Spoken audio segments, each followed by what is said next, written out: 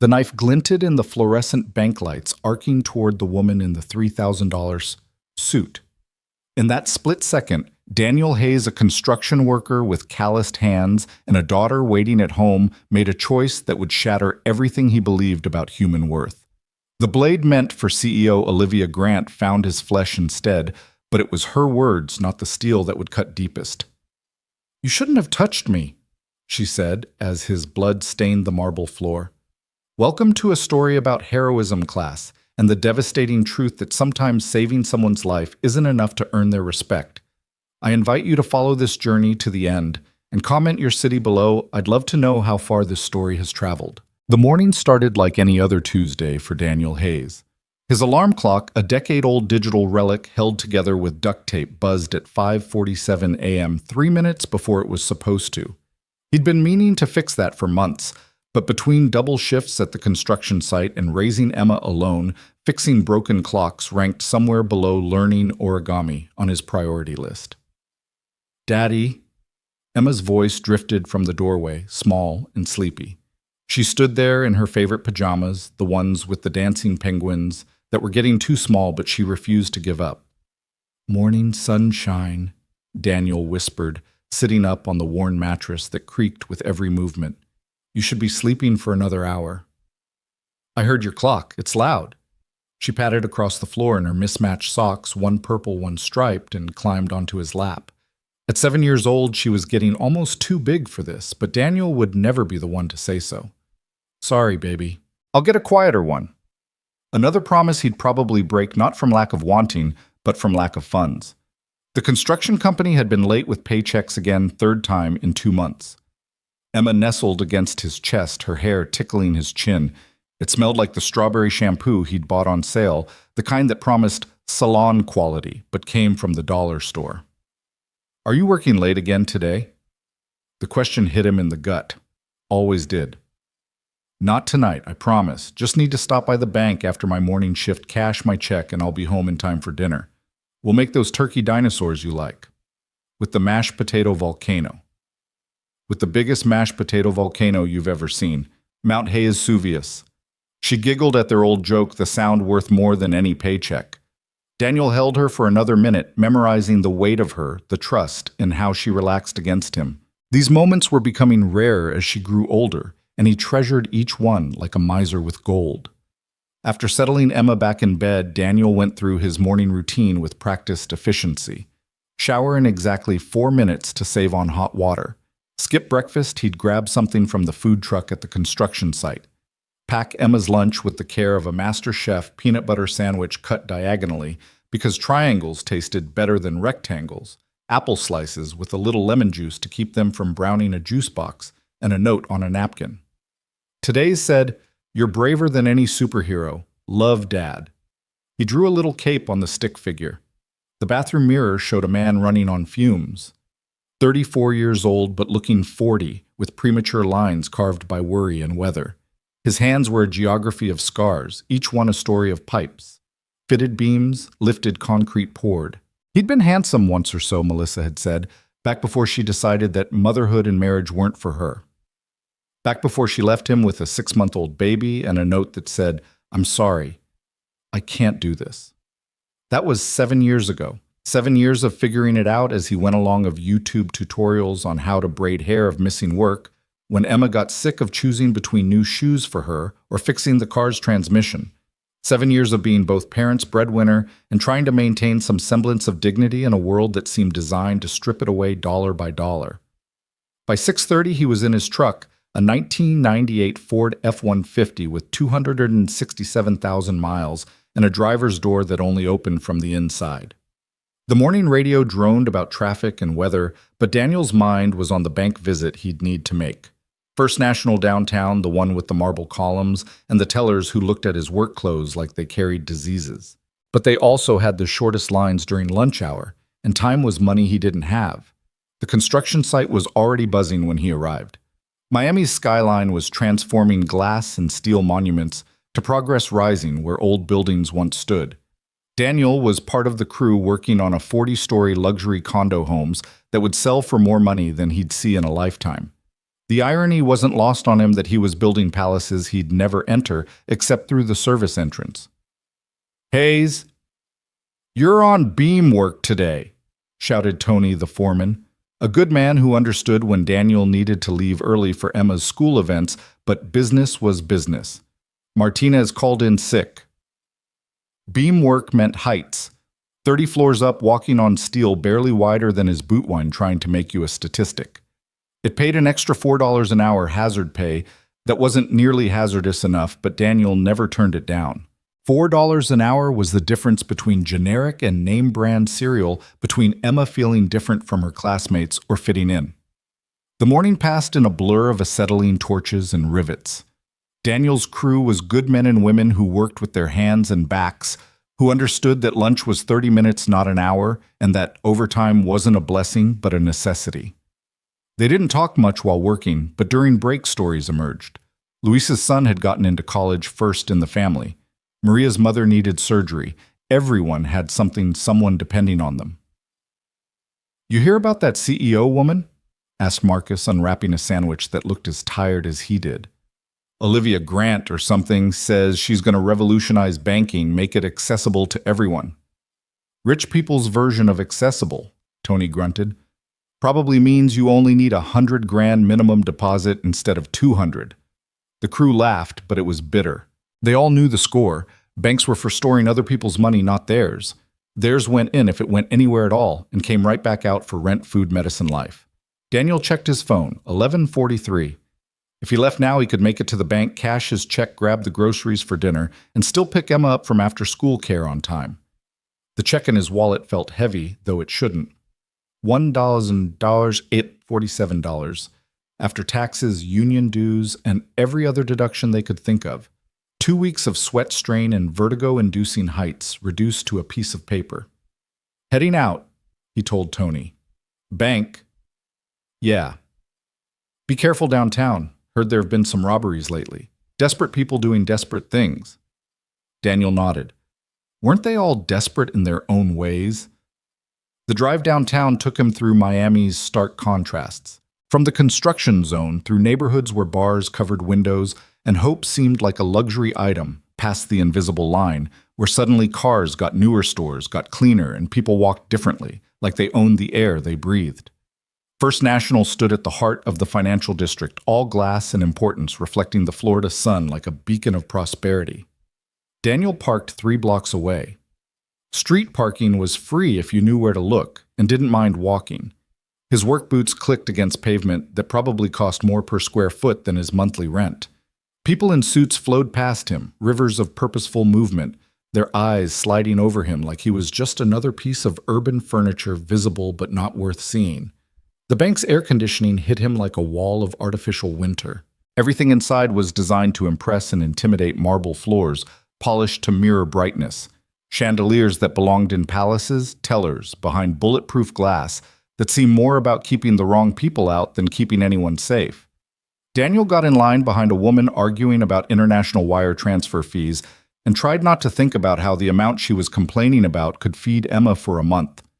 He'd been standing there for maybe 5 minutes, mind-wandering to dinner preparations, when the energy in the room changed. It was subtle at first, a tension like the air before lightning strikes.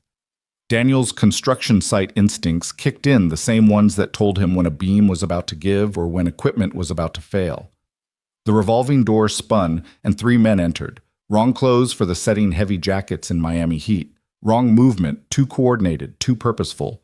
Wrong eyes, scanning, calculating, predatory. Daniel's hand instinctively went to his phone to text the school that he might be late picking up Emma. But there wasn't time. "Everybody down, this is a robbery." The lead man's voice cracked like a whip. He pulled out a pistol, waving it in an arc that made everyone flinch. The other 2 spread out, one producing a sawed-off shotgun from under his coat, the other pulling out a knife that caught the light, like a promise of violence. Screams erupted. The sophisticated veneer of the bank shattered instantly. The woman who'd been arguing about wire transfers dropped to the floor, her designer purse spilling its contents across marble. A young teller, she couldn't have been more than 22, started crying behind her protective glass. "I said down." Daniel dropped to his knees, his mind racing. Emma. He had to survive this for Emma. Stay quiet. Stay invisible. Let them take what they wanted and leave. He'd learned long ago that heroes existed only in the movies and his daughter's bedtime stories. From his position on the floor, he could see the robbers moving with practiced efficiency. This wasn't their first time. The one with the pistol, the leader barked orders at the tellers. The one with the shotgun covered the customers, his weapon sweeping back and forth like a deadly pendulum. The third, the one with the knife, seemed to be the wild card, moving erratically, muttering to himself. "The vault!" the leader shouted. "Open the goddamn vault! I can't." The bank manager, a middle-aged man whose confidence had evaporated, stammered from behind the counter. "It's on a time lock. I don't have access until—" The gunshot was deafening in the enclosed space. The manager screamed, clutching his shoulder where the bullet had grazed him. Blood seeped between his fingers. "Wrong answer. Try again." That's when Daniel noticed her, the woman in the tailored suit. She'd been at one of the bank officers' desks when the robbers entered, probably discussing some loan worth more than Daniel would see in a lifetime. Now she was on the floor like everyone else, but there was something different about her. While others cowered, she was observing, her eyes sharp, calculating. She looked like someone used to being in control, and this loss of it was almost worse than the fear. The knife wielder noticed her too. Maybe it was the expensive suit, the Rolex glinting on her wrist, or just the way she held herself even while prone. He moved toward her with purpose. Well, look at this one. Fancy." Olivia Grant, though Daniel didn't know her name yet, stayed silent, but her jaw clenched. The robber crouched next to her, the knife dancing in his hand. "Bet you've never been on your knees for anyone, have you?" His voice was oil and malice. "Bet you think you're better than everyone here." "Take whatever you want," Olivia said, her voice steady despite the situation. "There's no need for violence." The robber laughed ugly and sharp. "No need, lady. Violence is all we got. It's the only thing that makes people like you notice people like us." He grabbed her by the hair, yanking her up to her knees. She gasped, but didn't cry out. The knife moved to her throat, close enough that Daniel could see her pulse jumping against the blade's edge. "Maybe we take you with us," the robber mused. "Bet your company would pay nice to get their princess back."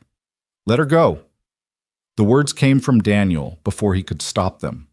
Every survival instinct screamed at him to shut up, but something deeper, something his father had taught him about standing up when it mattered, pushed the words out. The robber's attention snapped to him. "What did you say? Hard hat?" Daniel slowly raised his hands, showing he was no threat. His heart hammered against his ribs, but his voice stayed level, the same tone he used when talking Emma through nightmares. "I said let her go. You want money? Take money. You don't need to hurt anyone." "Maybe I want to hurt someone. Maybe that's the whole point." The robber released Olivia's hair, shoving her aside as he advanced on Daniel. The knife glinted, catching the light from those ridiculous chandeliers. Daniel had been in fights before, bar scraps in his younger days, confrontations at job sites. But this was different. This was life and death, with Emma's future hanging in the balance. "You want to be a hero construction boy? In your dirty boots?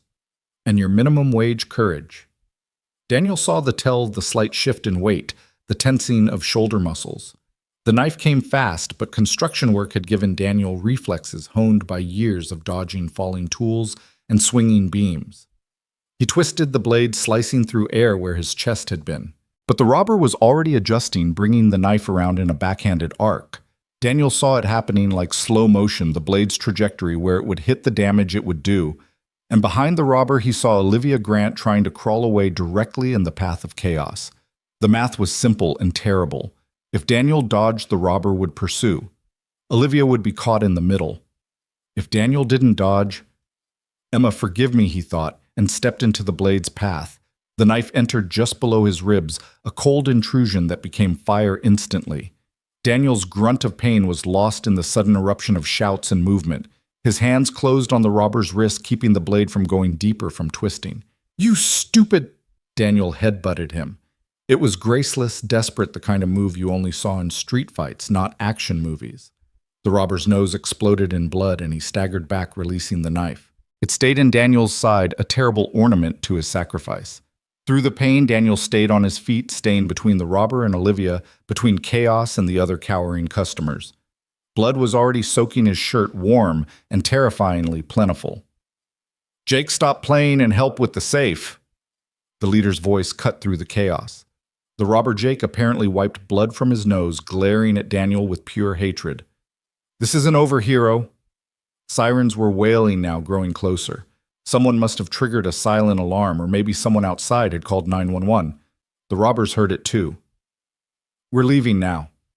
They moved toward the exit, but Jake turned back, pulling a second knife from his boot. This one was smaller, meant for throwing. His arm cocked back. Daniel saw it aimed not at him but at Olivia, who was helping the injured bank manager, her back turned. No time to warn her, no time for anything but motion. He threw himself forward despite the agony in his side, despite the blood loss making him dizzy. The throwing knife meant for Olivia's back hit his shoulder instead, spinning him around. He crashed to the marble floor, his blood painting abstract art on the pristine surface. The robbers fled the revolving door, spinning in their wake like a mockery of normalcy. For a moment the bank was silent, except for the sirens growing louder and Daniel's labored breathing. Then movement. Olivia Grant stood over him. Her expensive suit wrinkled a small cut on her cheek from where she'd hit the floor. Daniel looked up at her through vision already going gray at the edges, expecting. What? Gratitude, concern. Human connection born from shared trauma. Her eyes were cold as the bank's air conditioning. She looked at him, really looked at him, taking in his work clothes, his calloused hands now pressed against his wounds, the blood that was definitely going to stain the marble. "You shouldn't have touched me," she said, each word precise cutting. "I didn't ask for your help." The words hit harder than any knife. Daniel blinked, sure he'd misheard, sure the blood loss was affecting his comprehension. But no, her expression confirmed it. Disdain. Disgust, even as if his sacrifice had somehow sullied her, as if his blue-collar blood wasn't good enough to spill on her behalf. I saved... Daniel couldn't finish. The pain, both physical and something deeper, stole his words. Olivia stepped back as EMTs burst through the doors as if proximity to him might contaminate her further. "I had the situation under control." Someone else might have laughed at the absurdity, but Daniel was too busy trying to stay conscious, trying to process how saving someone's life could be the wrong thing. The EMTs swarmed around him, their voices urgent but professional. "2 wounds, significant blood loss. We need to move now." As they lifted him onto a gurney, Daniel heard other voices, saw phones raised filming. The modern world's reflex document. Everything, experience, nothing. He wondered what story those videos would tell. Would they see a hero or just another fool who didn't know his place? "Sir, stay with us. What's your name?" "Daniel Hayes." Every word was effort now. "Okay, Daniel. You're going to be okay. Is there someone we should call?" "Emma." God, Emma. Who would pick her up from school? Who would make her dinner, help with homework, check for monsters under the bed? "My daughter... Emma, she's at..." The words dissolved into coughing blood, speckling his lips. The EMT squeezed his hand. "We'll take care of it. Just stay with us." As they wheeled him out, Daniel caught one last glimpse of Olivia Grant.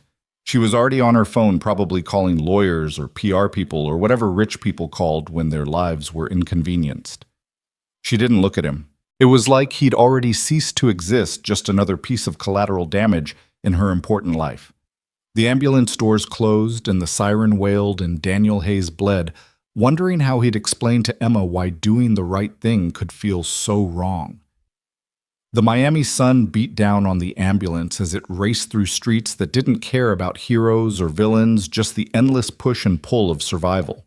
In the back, a construction worker who'd built homes he'd never live in fought to stay conscious, to stay alive for a 7-year-old girl who still believed her father could save the world. The thing about saving people, Daniel thought as the morphine finally kicked in, is that sometimes they don't want to be saved. Sometimes they'd rather drown than take a hand that doesn't wear the right kind of watch, that doesn't have the right pedigree. Sometimes salvation comes with terms and conditions, fine print, written in blood, and class distinctions. But Emma was waiting. Emma, with her penguin pajamas and her absolute faith that her daddy was brave enough to fight off any monster.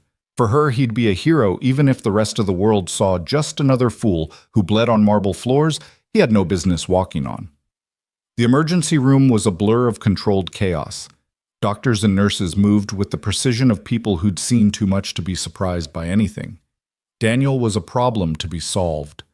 Blood to be replaced, wounds to be closed, life to be preserved so they could move on to the next crisis. "He's lucky," he heard someone say. "Half an inch to the left and it would have hit something vital." Lucky. Daniel wanted to laugh but couldn't find the energy. Lucky was winning the lottery, not getting stabbed slightly less fatally than you might have been. Through the haze of medication and medical terminology, one thought remained crystal clear, Emma. Someone needed to pick her up, make her dinner, tell her everything was okay, even when nothing was. "My daughter," he managed to tell a nurse. "Please, someone needs to—" "We've contacted your emergency contact," the nurse assured him. "Mrs. Chen from next door. She's picking Emma up from school." Mrs. Chen, 68 years old, lived on Social Security and the vegetables she grew on her balcony. She'd watched Emma before when Daniel had to work late, always refusing payment, always insisting it was what neighbors did. Another person, the Olivia Grants of the world, would never notice another invisible hero in the economy of survival. Surgery took 3 hours. 3 hours of Emma not knowing where her father was, 3 hours of Daniel's blood being cleaned from bank marble, 3 hours of videos being uploaded to social media with titles like "Hero Construction Worker Saves Bank" and shocking robbery footage, "Man Risks Life for Strangers." When Daniel woke, the sun was setting, painting his hospital room in shades of amber and exhaustion. His side throbbed with each heartbeat. His shoulder screamed when he tried to move, but he was alive. That had to count for something. "Daddy!" The small voice cut through his medication fog better than any stimulant could. Emma stood in the doorway, Mrs. Chen's weathered hand on her shoulder. His daughter's eyes were red from crying, but she was trying to be brave. He could see it in the set of her jaw, the same expression she wore when she skinned her knee, but didn't want to seem like a baby. "Hey, sunshine," Daniel whispered, his throat dry as sandpaper. Emma broke free from Mrs. Chen and ran to his bed, stopping just short of throwing herself at him, remembering his injuries with the careful consideration children showed when they realized their parents were breakable. "Mrs. Chen said you were a hero," she said, her voice small. "She said you saved people." Daniel reached out with his good arm, tucking a strand of hair behind her ear. "I just did what anyone would do." "No," Mrs. Chen interjected, her accent thick with emotion. "Not anyone. Most people, they look away. They protect themselves. You—" She shook her head, unable to finish. Emma climbed carefully onto the bed's edge, her hand finding his. "Were you scared?" "Terrified," Daniel admitted. There was no point lying to her. Emma had lived through enough broken promises from her mother to deserve truth even when it was hard. But you did it anyway. Sometimes, baby, being brave doesn't mean not being scared. It means being scared and doing the right thing anyway. Emma nodded solemnly, processing this information with the seriousness only children could bring to life lessons.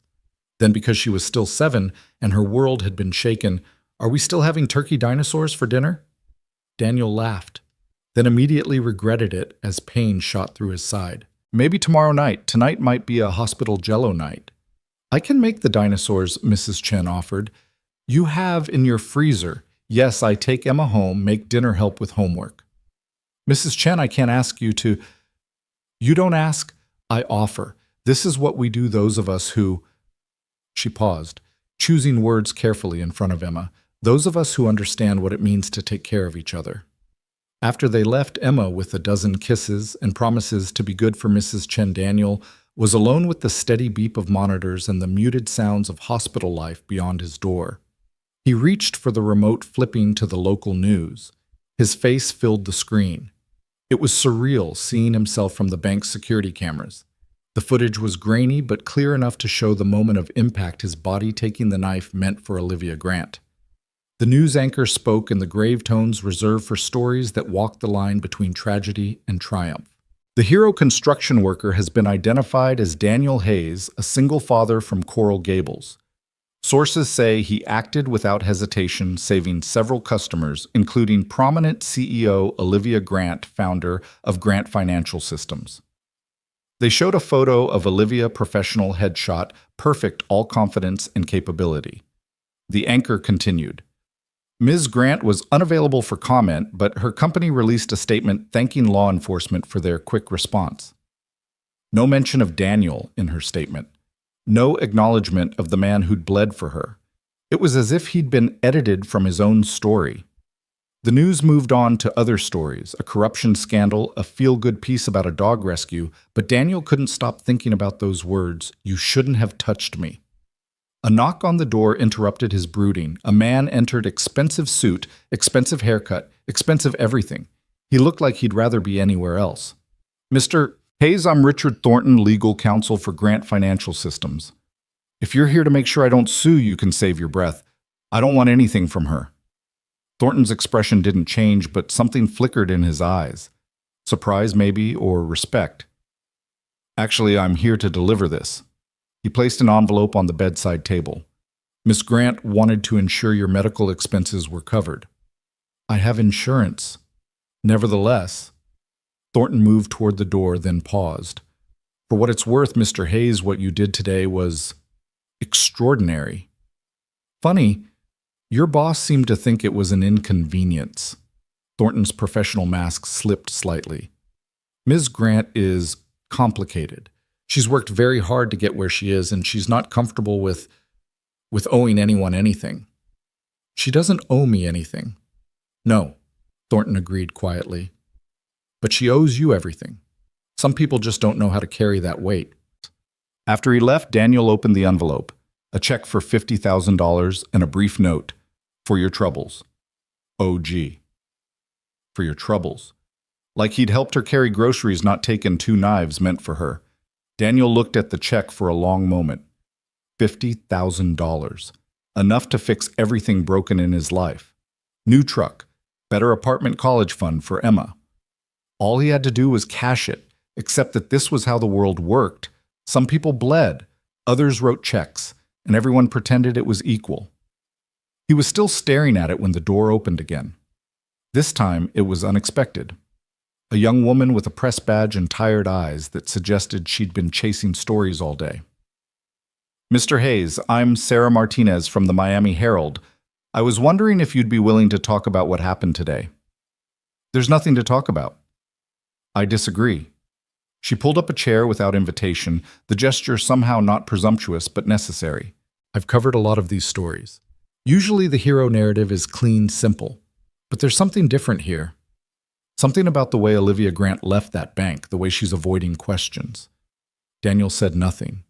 Sarah leaned forward. "I talked to witnesses. Several of them heard what she said to you." "It doesn't matter what she said." "Doesn't it?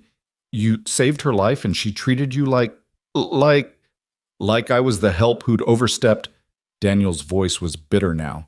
"Like my blood on the floor was an embarrassment to her." Sarah pulled out her phone, showed him a video. It was shaky, filmed by someone hiding behind a counter, but the audio was clear. His sacrifice, her dismissal, all captured in digital clarity. "This is already going viral," Sarah said. "People are angry. They want to know why Olivia Grant's first instinct was to insult the man who saved her life. And you want me to what?" "Give you a quote, fuel the fire. I want you to tell your story, the real story, not the sanitized version her PR team is trying to spin." Daniel thought about Emma, about what lessons he wanted her to learn from this, about whether truth was worth more than a check that could change their lives. "You know what the real story is," he finally said. "The real story is that tomorrow I'll leave this hospital and go back to work if they'll let me, because I can't afford not to. The real story is my daughter will grow up knowing her dad did the right thing, even when the world told him he was wrong for it. The real story is that there are thousands of people like me in this city, invisible, until we're useful, disposable once the danger passes." Sarah was typing rapidly on her phone, recording his words. "But here's what I want you to print," Daniel continued. "Olivia Grant doesn't owe me anything. Not thanks, not money, not recognition. You don't save someone because you want rewards. You do it because it's right. Because in that moment, you have the power to make a difference, and choosing not to is a kind of death itself. That's beautiful, Mr. Hayes, but don't you think she should at least acknowledge? What I think, Daniel interrupted, is that Olivia Grant has to live with being the kind of person who looks at sacrifice and sees inconvenience. I have to live with 2 knife wounds. Everyone makes their own choice about which is worse. Sarah studied him for a long moment. You're not what I expected. What did you expect? Someone angrier, someone looking for their 15 minutes of fame or a payday. Daniel held up the check. I've got both right here if I want them. Will you cash it? He thought about Emma, about turkey dinosaurs and school supplies and all the things the money could buy. Then he thought about what it would cost, not in dollars, but in dignity, in the lesson it would teach his daughter about the price of integrity. The news cycle will move on in a day or two, he said, not answering directly. Some other story will take over, but I'll still be Emma Hayes' father. That's the only identity that matters. Sarah stood to leave, then turned back. For what it's worth, Mr. Hayes, I think your daughter is very lucky. No, Daniel corrected, looking at the ceiling tiles that probably cost more than his monthly salary. I'm the lucky one. I get to go home to someone who sees me as a hero, not because of what the news says, but because I make her turkey dinosaurs and check for monsters under the bed. Everything else, the banks, the CEOs, the checks, it's all just noise. Later that night, as the hospital settled into its quiet rhythm, Daniel made a decision. He folded the check carefully and placed it back in the envelope. Tomorrow he'd have someone return it to Olivia Grant's office. Not out of pride, he had too many bills for that luxury, but because some things shouldn't be bought or sold. The duty nurse came in for evening rounds, checking his bandages with practiced efficiency. You're that guy from the news, she said, trying to sound casual. The one who saved all those people. I'm just a guy who was at the bank. She adjusted his IV, her movements gentle. My husband works construction, pipeline installation. I know what it's like, the sacrifices you all make that nobody sees. Today, everybody saw. And tomorrow they'll forget. Maybe, but your little girl won't. My kids, they still talk about the time their dad helped pull a family from a car wreck 10 years ago. Heroes might fade from headlines, Mr. Hayes, but they live forever in the hearts of the people who love them. As she left, Daniel thought about that, about the different kinds of immortality people sought. Olivia Grant would build her financial empire, her name on buildings and business magazines, but Emma would remember her father's courage, would carry it forward into her own life, her own choices. His phone buzzed. Mrs. Chen had sent a photo. Emma at the kitchen table, face serious with concentration, as she did homework, a plate of turkey dinosaurs beside her. The message read, "She says to tell you she's being brave like you." Daniel smiled through the pain. Let Olivia Grant have her cold marble palace. He had everything that mattered in a 7-year-old's determination to make him proud. The night deepened outside his window, Miami's lights creating false stars in the darkness. Somewhere out there, 3 robbers were running or hiding or planning their next crime. Somewhere, Olivia Grant was probably in her penthouse trying to control the narrative of a day that had spiraled beyond her manipulation. And somewhere, a little girl was falling asleep knowing her father was a hero, not because anyone else said so, but because he'd proven that courage wasn't about net worth or social standing. It was about standing up when it mattered, even if the person you're protecting doesn't think you're worthy of touching them. Daniel closed his eyes, letting the medication pull him toward sleep. Tomorrow would bring its own challenges, medical bills, despite Olivia's check-missed work, the long recovery ahead. But tonight he'd stood between chaos and order, between violence and victims, and he'd chosen to be the shield rather than just another bystander. "You shouldn't have touched me," Olivia had said. Maybe not, Daniel thought. But given the chance, he'd do it again. Not for her, but for Emma, for Mrs. Chen, for all the invisible people who deserved to know that someone would stand up for them, that their lives had value beyond their bank accounts or social status. The monitor beeped steadily, a mechanical heartbeat in the darkness. Daniel Hayes, construction worker, single father, and reluctant hero, drifted off to sleep knowing that tomorrow's headlines would forget him.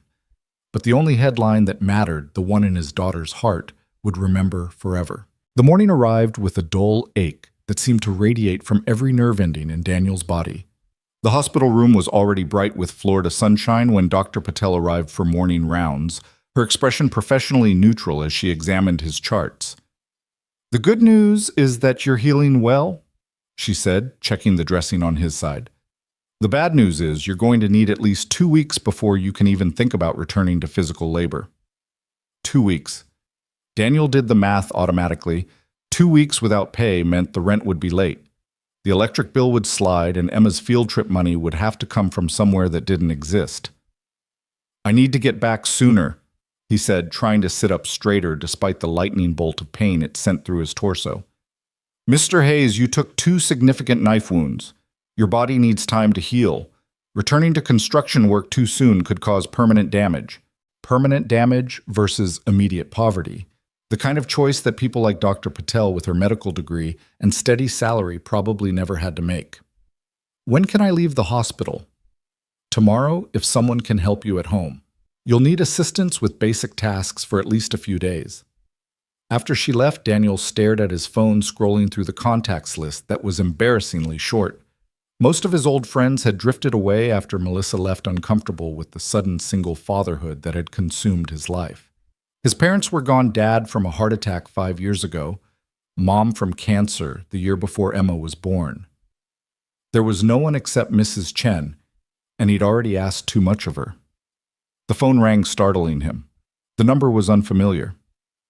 "Mr. Hayes, this is Patricia Winters from Channel 7 News. We'd love to have you on our morning show to talk about your heroic actions." Daniel hung up. The phone immediately rang again. Different number, same request. Then another, and another. By the 10th call, he turned the phone off entirely. The door opened and Tony walked in, still in his work clothes, concrete dust in his hair. "Jesus, Danny," his foreman said, taking in the bandages and IV lines.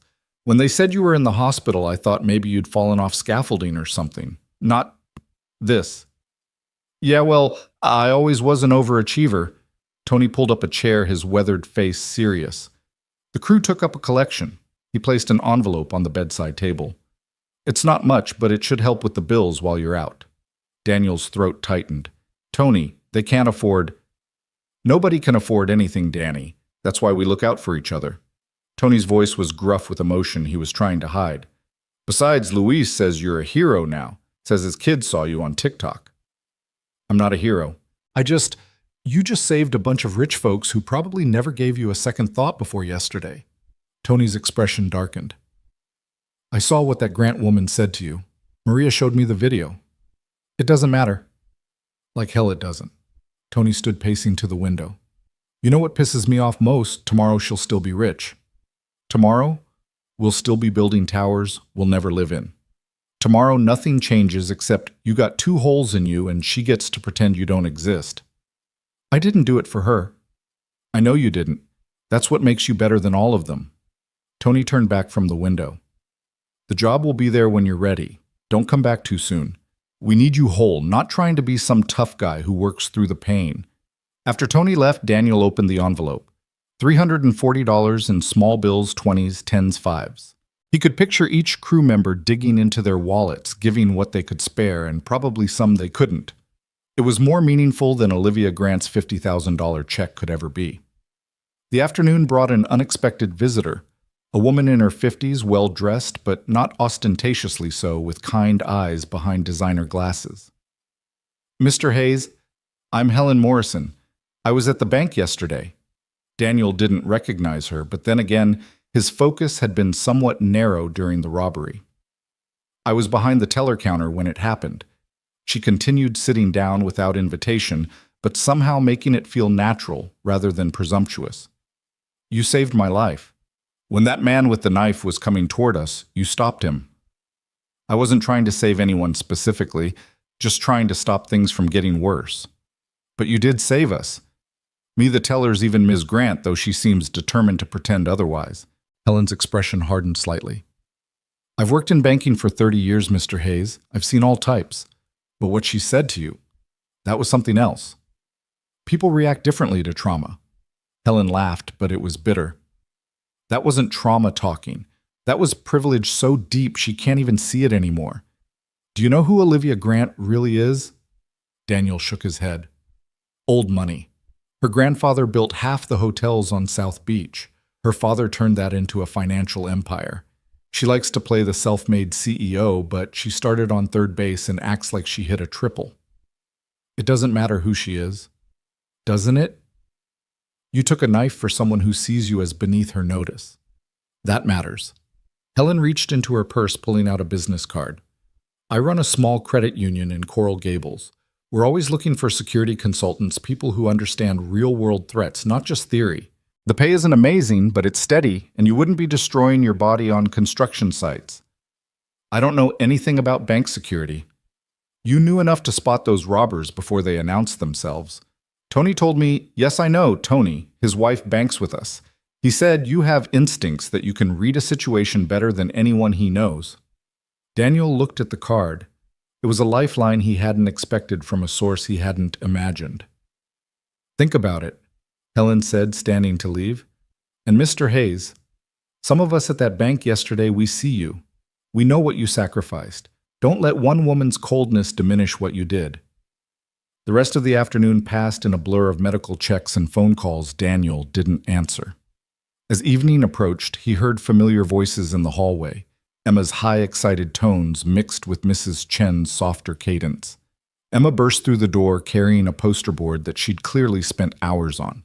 In uneven but determined letters, it read, "My dad is a hero," with drawings of stick figures' hearts, and what appeared to be a dinosaur wearing a cape.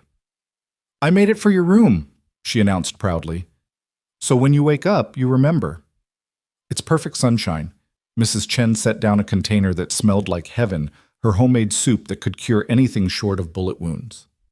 "The reporters, they came to the building," Mrs. Chen said quietly, while Emma was distracted arranging get-well cards from her classmates on the windowsill, like vultures asking questions, wanting to know about you. "I'm sorry. I didn't mean for any of this." No sorry. I told them nothing. Your business is your business." She ladled soup into a bowl, the steam carrying scents of ginger and comfort. "But Daniel, the people want to know you. Not the story, but you. They want a narrative. Hero saves ungrateful rich woman.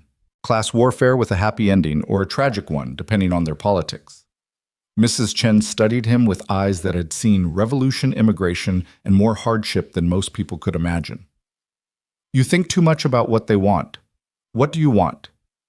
"I want to go back to before yesterday, when I was just a guy trying to raise his daughter and make ends meet.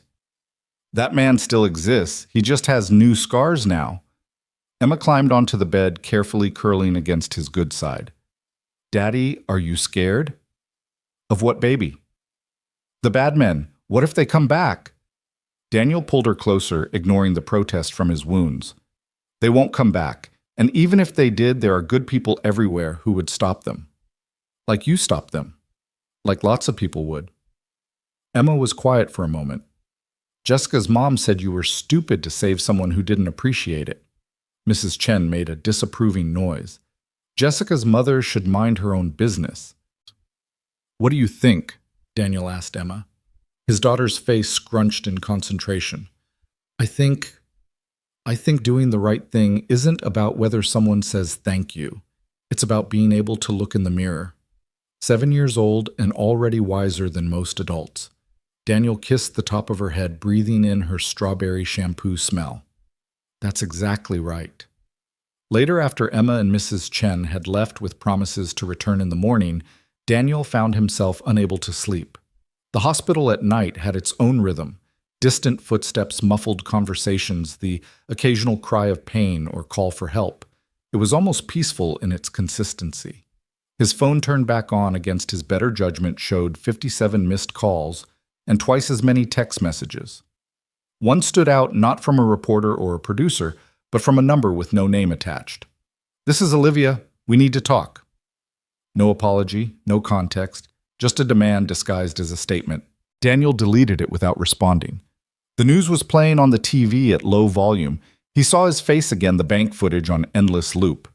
But now there were talking heads, analyzing, pontificating, turning his split-second decision into a commentary on everything from income inequality to toxic masculinity to the death of civility.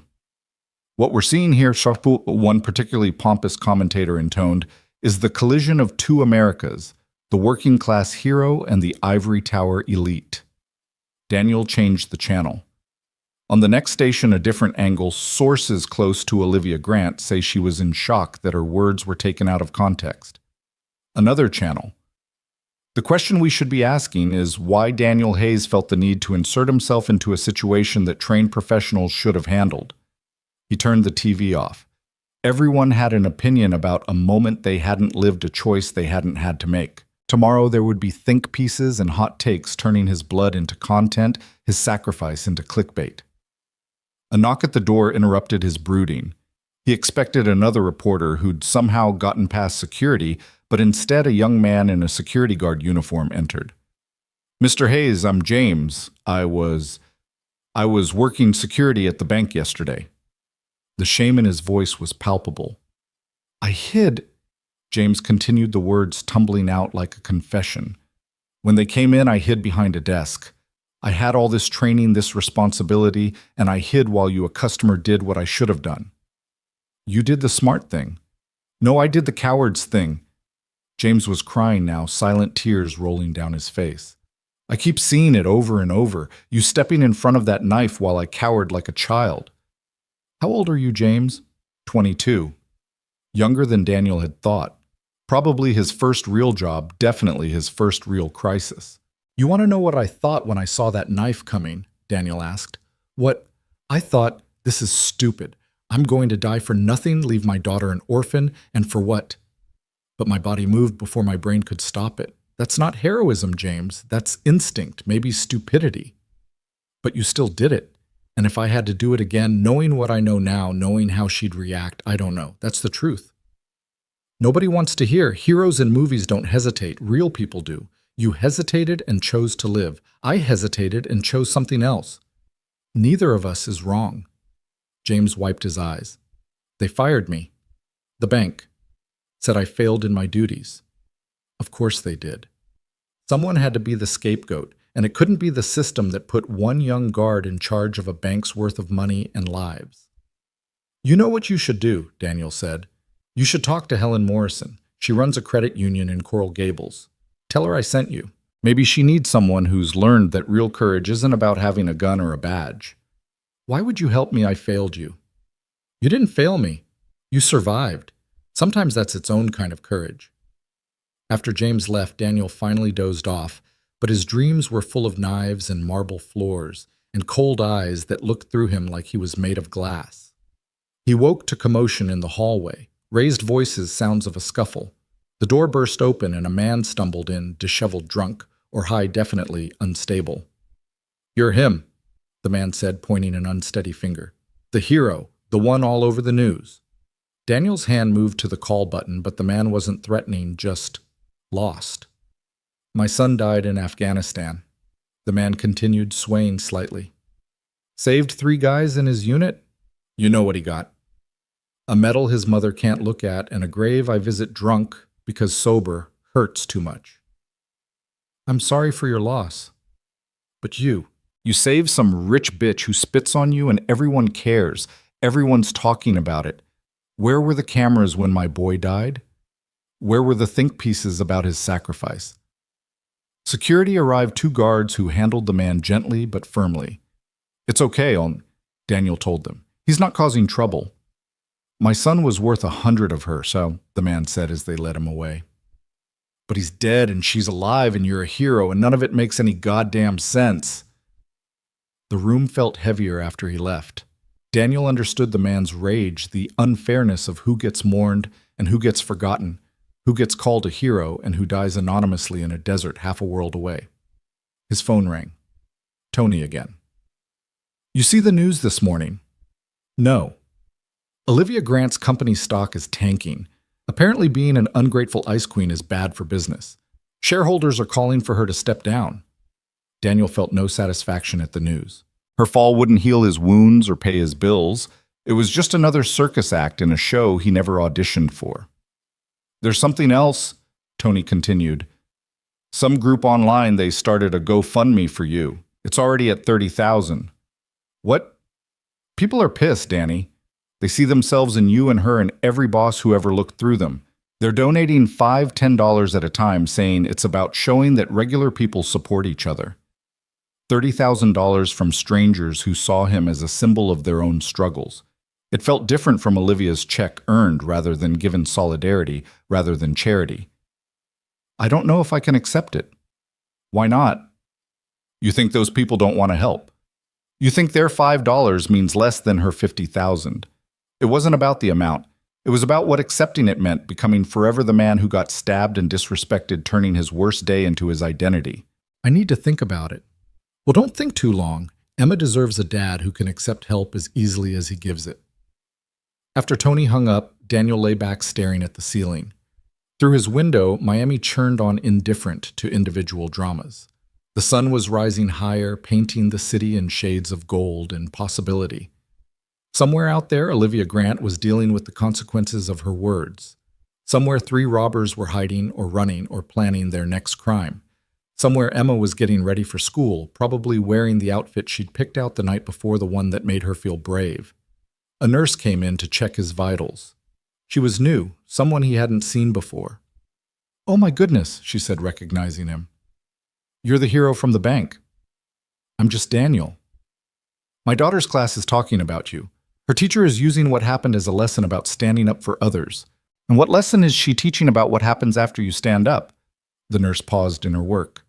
"That sometimes doing the right thing hurts, but that doesn't make it less right." "Does she teach them about the medical bills? The missed work? The people who think you should have minded your own business?" "No," the nurse admitted. "But maybe she should. Maybe kids need to know that heroes pay prices that don't make the news." Daniel thought about Emma's poster, "My Dad is a Hero." She didn't need to know about prices, not yet. Let her believe a little longer that good deeds were their own reward, that courage was always recognized, that the world was fair enough to honor sacrifice. The phone rang again. This time it was a number he recognized, Emma's school.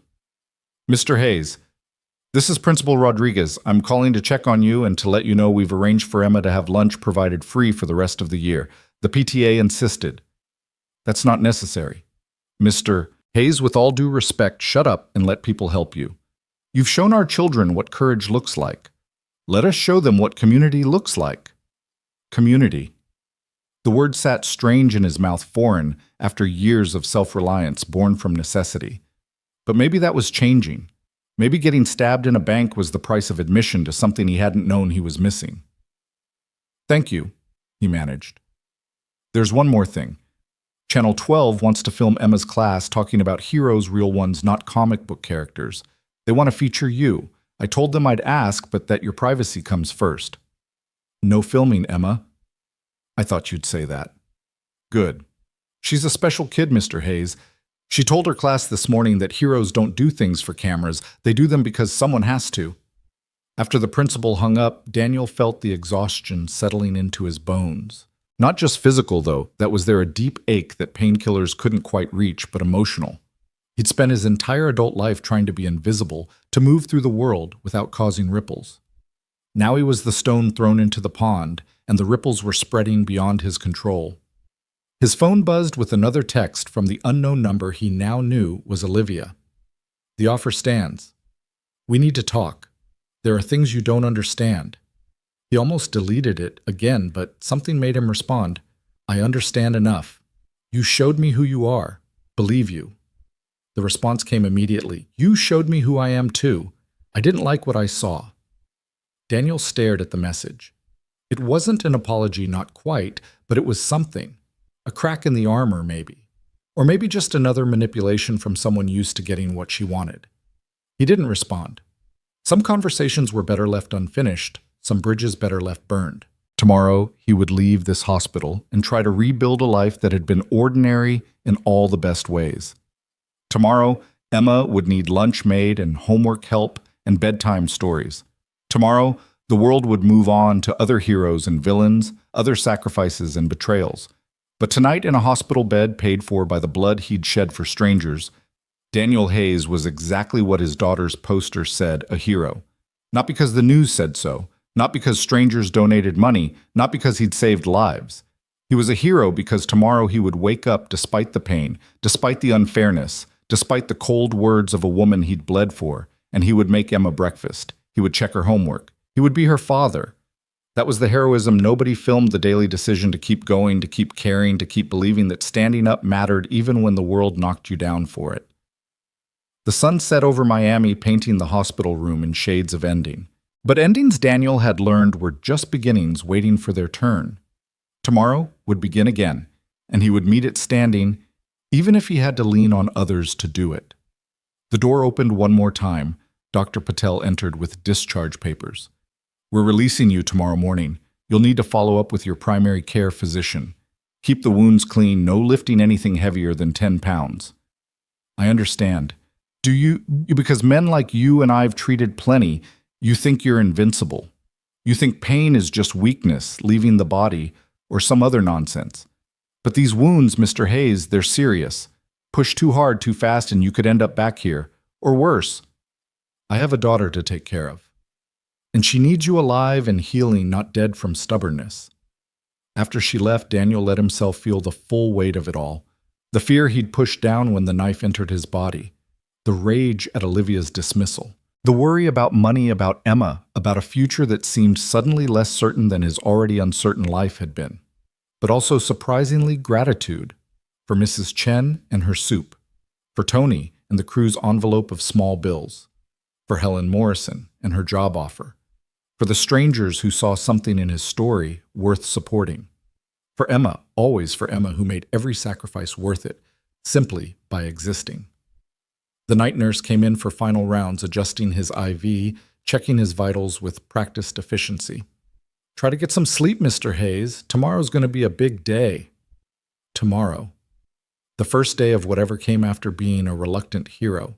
The first day of explaining to Emma why he couldn't pick her up or play their usual games. The first day of navigating a world that had seen him bleed and had opinions about what that blood meant. But also the first day of something else, something harder to name. A connection to others he hadn't felt before. A visibility that was uncomfortable but maybe necessary. A story that wasn't his alone anymore, but belonged to everyone who'd ever been overlooked, undervalued, dismissed. Daniel closed his eyes, not to sleep, but to remember.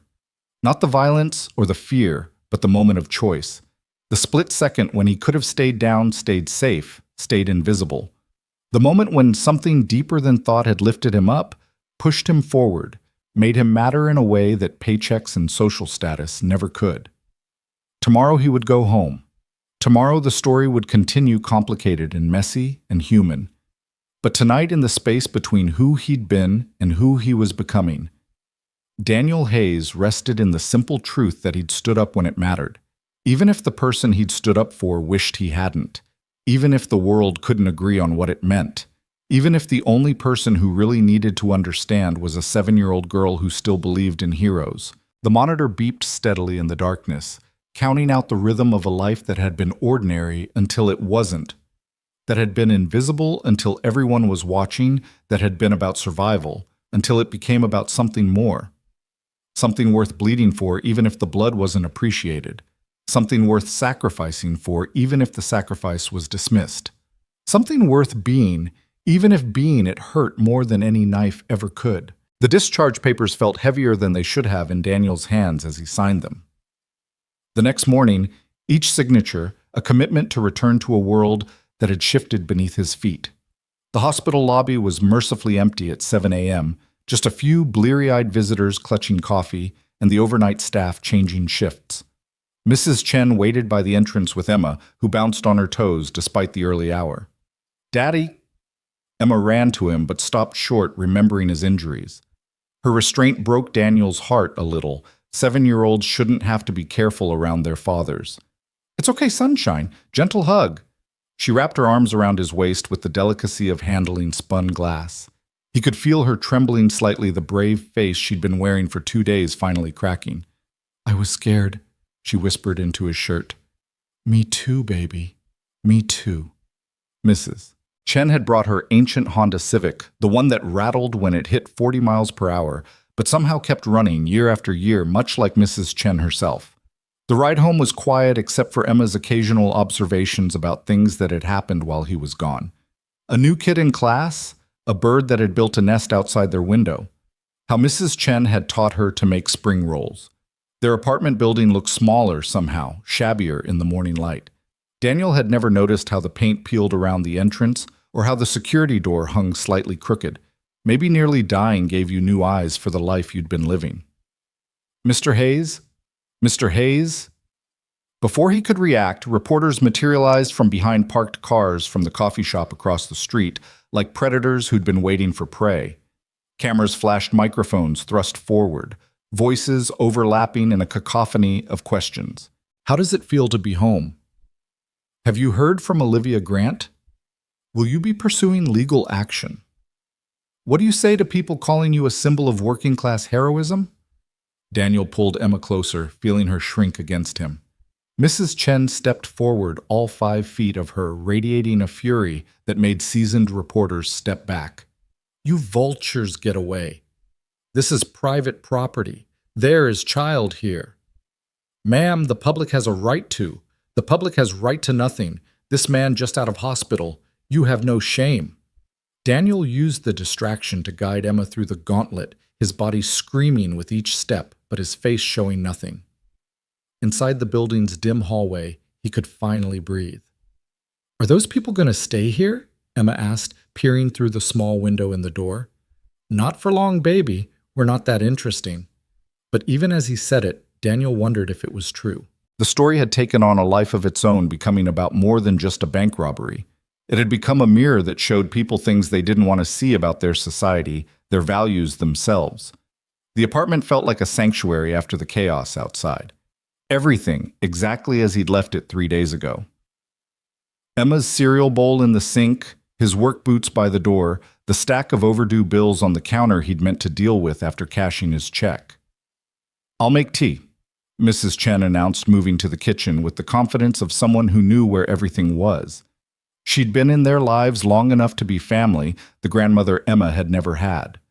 Daniel lowered himself onto the couch, the movement sending sharp reminders of his wounds through his body. Emma curled up beside him, careful not to lean on his injured side. Daddy, why did that lady say that mean thing to you? He'd known this question was coming, had been dreading it. How did you explain to a 7-year-old that sometimes people could be cruel even when you saved their life? That class and money could build walls higher than any physical barrier. Sometimes sunshine when people are scared or confused, they say things they don't mean. But you saved her. I did.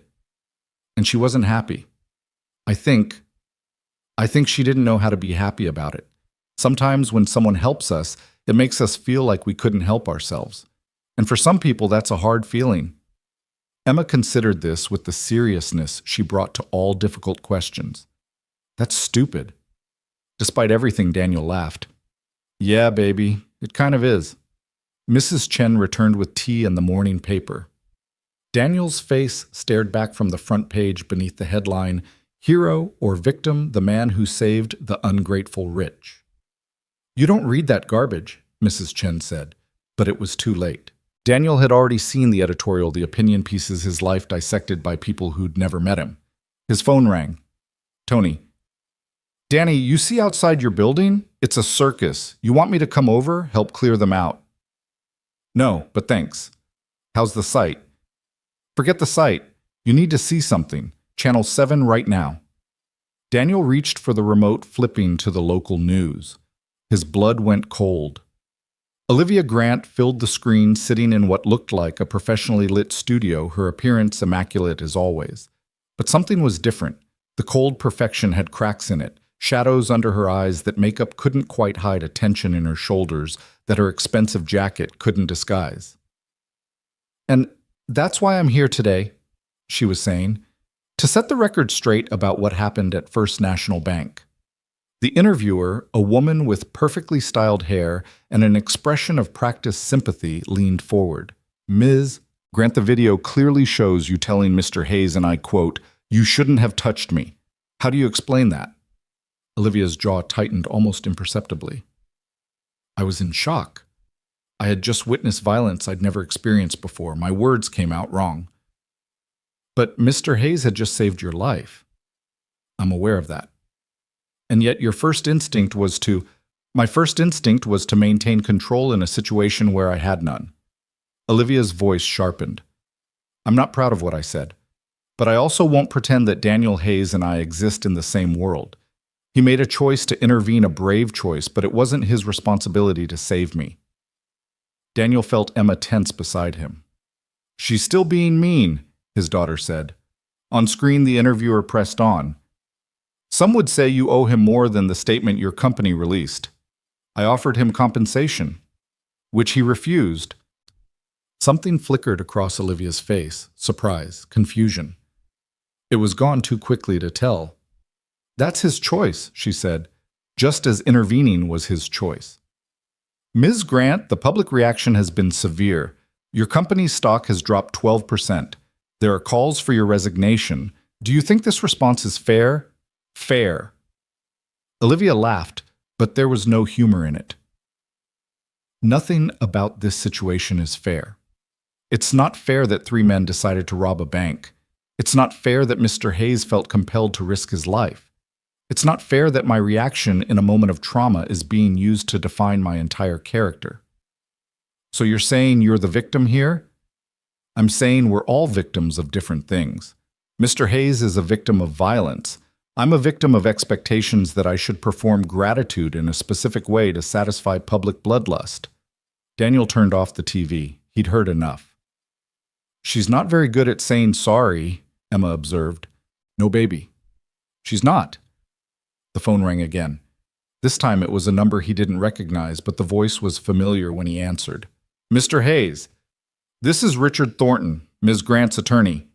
If she wants to talk to me, she can call herself. She has. You haven't answered. Because I have nothing to say to her. There was a pause. Mr. Hayes, I'm calling in a personal capacity, not professional. What you did at that bank was extraordinary. What happened after was unfortunate. That's one word for it. She's not a bad person, Mr. Hayes. She's been taught her whole life that showing weakness, accepting help, owing anyone anything, these are all failures. What you did challenged everything she believes about herself. That's not my problem. No, it's not. But she's trying in her own way to make this right. By going on TV and basically saying I should have minded my own business.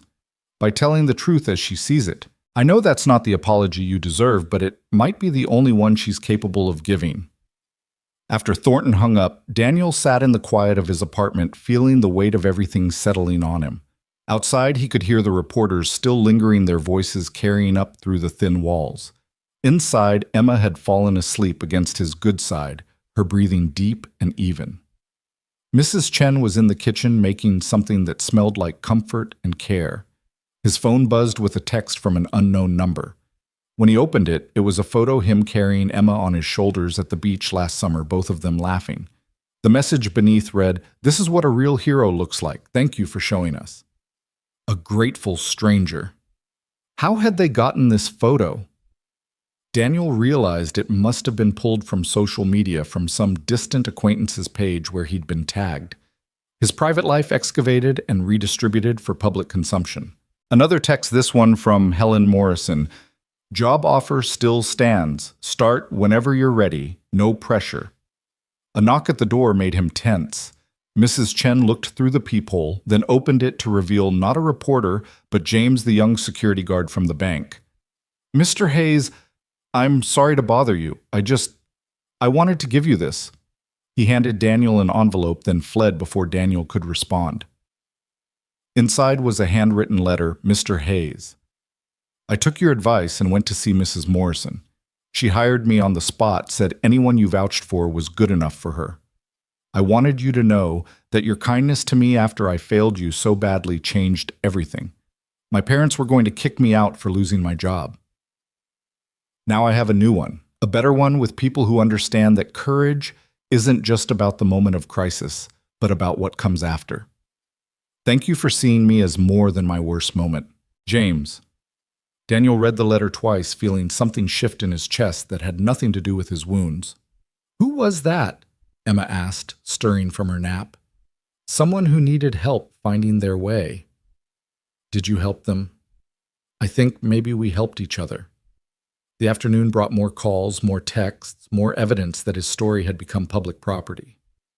The GoFundMe Tony had mentioned was now at $50,000, with messages from donors that ranged from supportive to angry to desperate for their own recognition. Hero, you showed those rich bastards what real Americans are made of. Mr. Hayes, your sacrifice reminds me of my father who died protecting others. Thank you for keeping his spirit alive. Why didn't you take the money? Are you stupid? I would have taken it, and more. Each message felt like another weight added to a burden he hadn't asked to carry. He was becoming a symbol, a screen onto which people projected their own struggles, resentments, hopes. But symbols didn't have to pick up their daughters from school or figure out how to pay rent or navigate the complex reality of being human in a world that wanted simple narratives. Emma had returned to her room to play, giving Daniel a moment alone with his thoughts. He pulled out the check Olivia had sent, $50,000 still folded in his wallet. It would solve so many problems. Emma could have new clothes that fit, could join the soccer team she'd been wanting to try, could have a college fund that consisted of more than good intentions. But cashing it felt like accepting her version of events that what had happened was a transaction. His blood for her money, everything reduced to its cash value. His phone rang. This time it was his supervisor from the construction site. Hayes, I hate to do this, but I got a call from corporate. They're concerned about liability, you working while injured. They want a full medical clearance before you can come back, and even then, the supervisor trailed off. They're firing me. They're calling it temporary leave without pay, but yeah, I'm sorry, Danny. I fought for you, but they're scared of lawsuits, bad publicity, the whole mess. Daniel hung up without saying goodbye. The construction job had never been much hard labor for modest pay, but it had been steady, reliable. Now even that was gone collateral damage from his moment of heroism. Mrs. Chen emerged from the kitchen with a plate of sandwiches, took one look at his face, and sat down beside him. More bad news. Lost my job. She made a clicking sound with her tongue that conveyed more than words could. You save people and the world punishes you. Maybe that's just how it works. No. Her voice was fierce. That's how we let it work. There's difference. Before he could respond, there was another knock at the door. This time it was several people neighbors Daniel barely knew by name, people he'd passed in the hallway for years without more than a nod. We wanted to check on you, said Marcus from 3B, a bus driver who worked nights, and to tell you those reporters better not stick around. This is a working neighborhood. We got no patience for parasites. You need anything, you ask, added Maria from down the hall, the one with 3 kids who always seemed to be rushing somewhere. Groceries, someone to watch Emma, whatever. They didn't stay long. These people who were strangers, but not quite who understood without explanation what it meant to live paycheck to paycheck, to have your body be your only capital, to make impossible choices daily between bad and worse. After they left, Daniel realized something had changed in the building, maybe in the neighborhood itself, his act of heroism. Olivia's rejection, the whole media circus, it had crystallized. Something made visible the usually invisible lines between those who had and those who served those who mattered and those who were machinery. Emma came out of her room carrying her tablet. Daddy, I want to show you something. She'd been on a kid's social media site, the kind with heavy parental controls and moderated content. Someone had posted a drawing of Daniel as a superhero cape and all. The comments below were from other kids. Your dad is the bravest. My mom says he's what a real hero looks like. Can he come to my school for show and tell? See? Emma said proudly. Everyone knows you're special. I'm not special, Sunshine.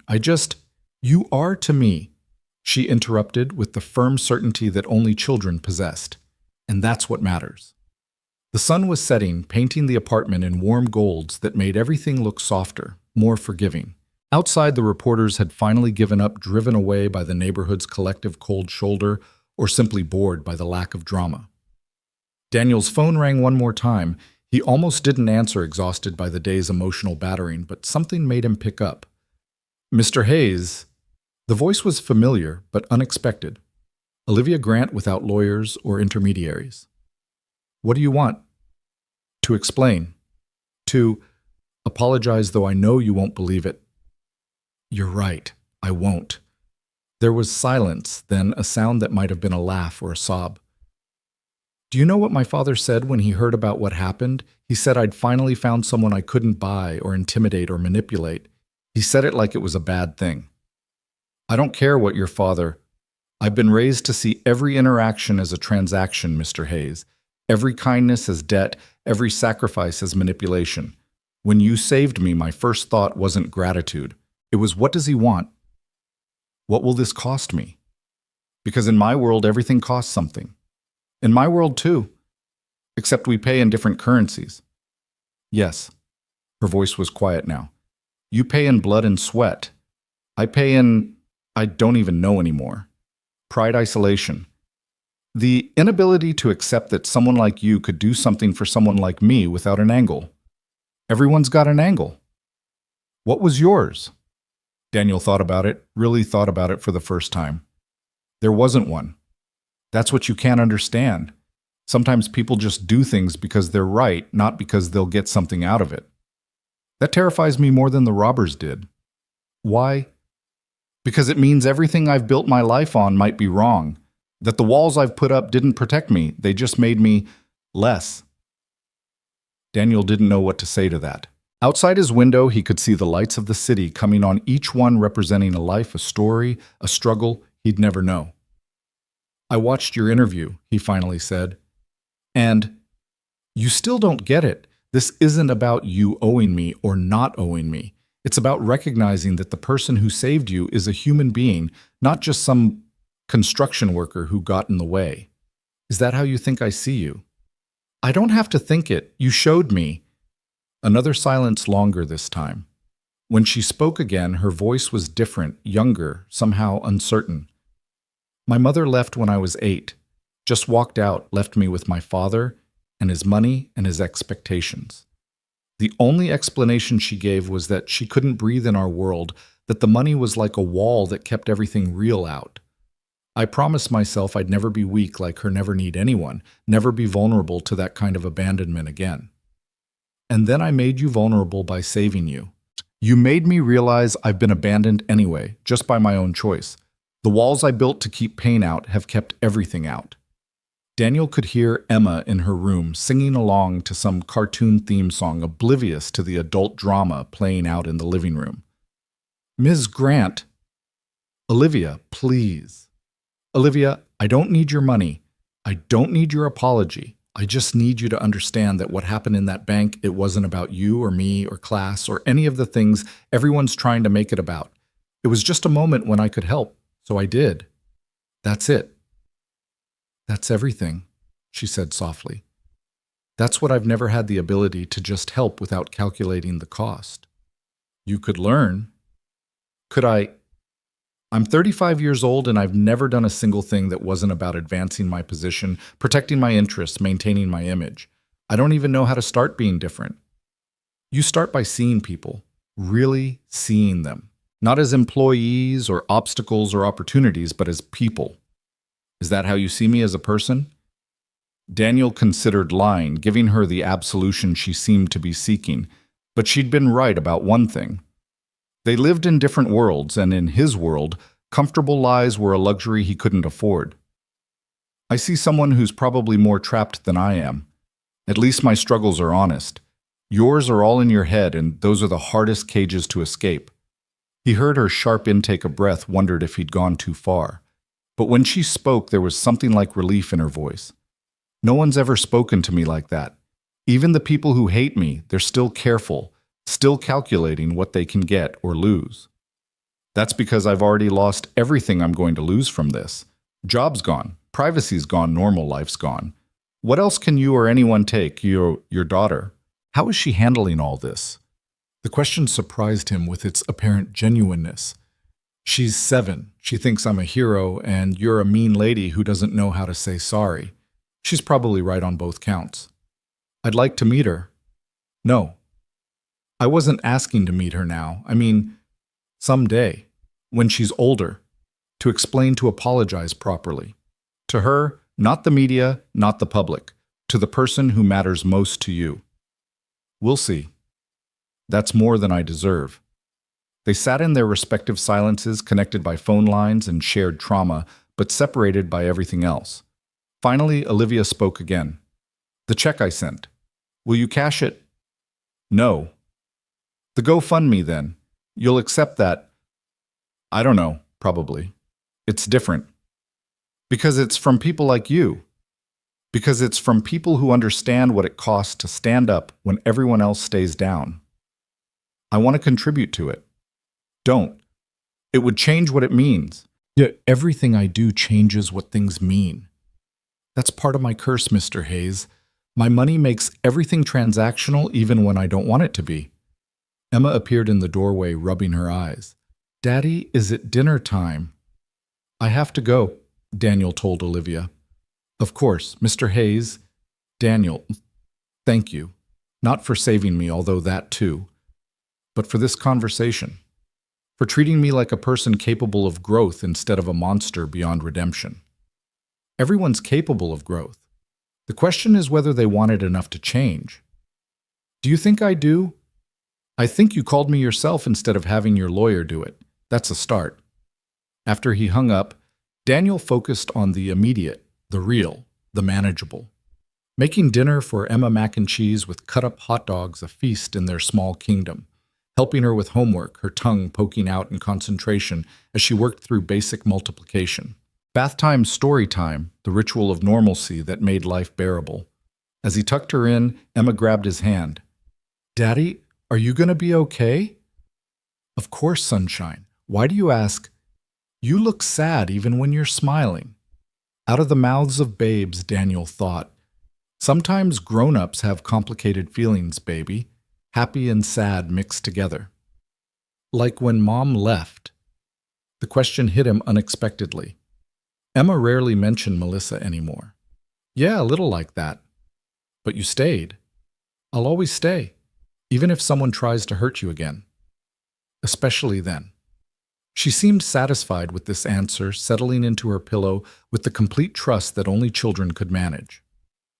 Daniel stayed until her breathing deepened into sleep, watching her face in the nightlight's glow, seeing Melissa's features softened by his own creating something entirely unique and precious. Back in the living room, he sat in the dark, not bothering with lights. His side ached, his shoulder throbbed, and his future was a black hole of uncertainty. But Emma was safe asleep in her bed with her penguin pajamas and her absolute faith that tomorrow would come and her father would be there to meet it. His phone lit up with another message. This time it was from Helen Morrison. Saw the news. Offer still stands. Start when you're ready. We take care of our own. Our own. The phrase resonated with something deep in Daniel's chest. Maybe that was what all this had really revealed, not the divide between rich and poor, though that was real enough, but the existence of another kind of wealth. The wealth of connection, of community, of people who saw you as more than your use value. He thought about Olivia Grant in what he imagined was a pristine penthouse somewhere, surrounded by luxury, but fundamentally alone, trying to understand why someone would bleed for a stranger. He thought about the robbers wherever they were, probably planning their next desperate grab at something they'd never really have. He thought about James starting over with a second chance he hadn't expected. He thought about all the invisible people in the city, the ones who cleaned the offices and fixed the pipes and raised the children and kept the world turning without recognition or reward. Tomorrow he would have to make decisions. Whether to take Helen's job offer, whether to accept the GoFundMe money, whether to try to return to some version of normal or accept that normal was gone forever. But tonight he sat in the dark with his wounds and his worries, knowing that in the end the only judgment that mattered was Emma's.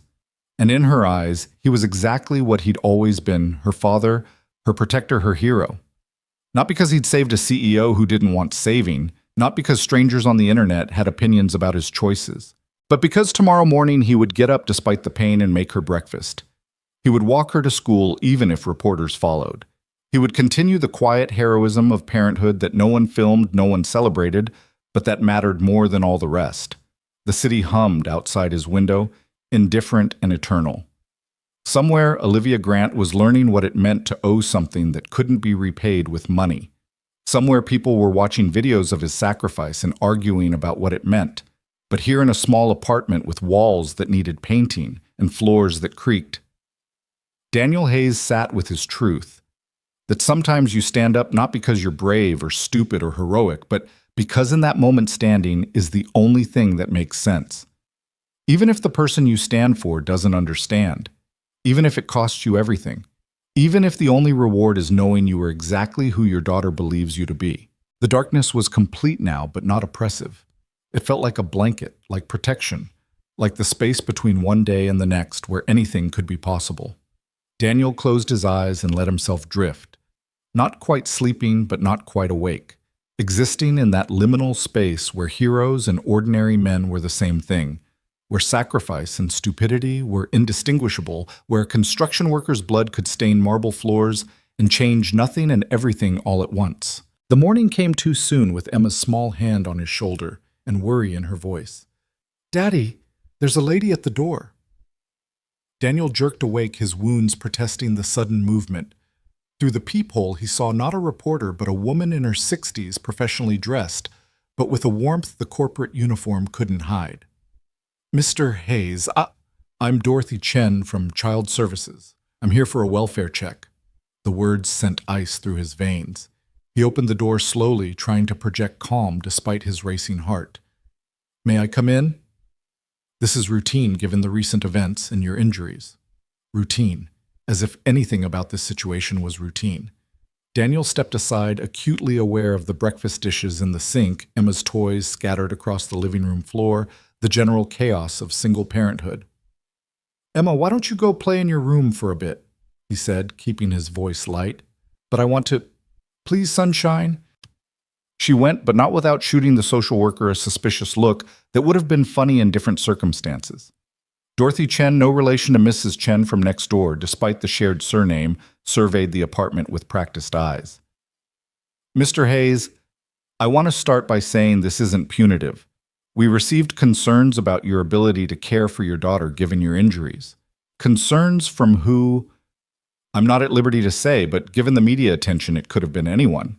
She pulled out a tablet, began making notes. "How are you managing daily tasks?" "Cooking, cleaning, getting Emma to school." "I'm managing fine." "Are you Mr. Hayes?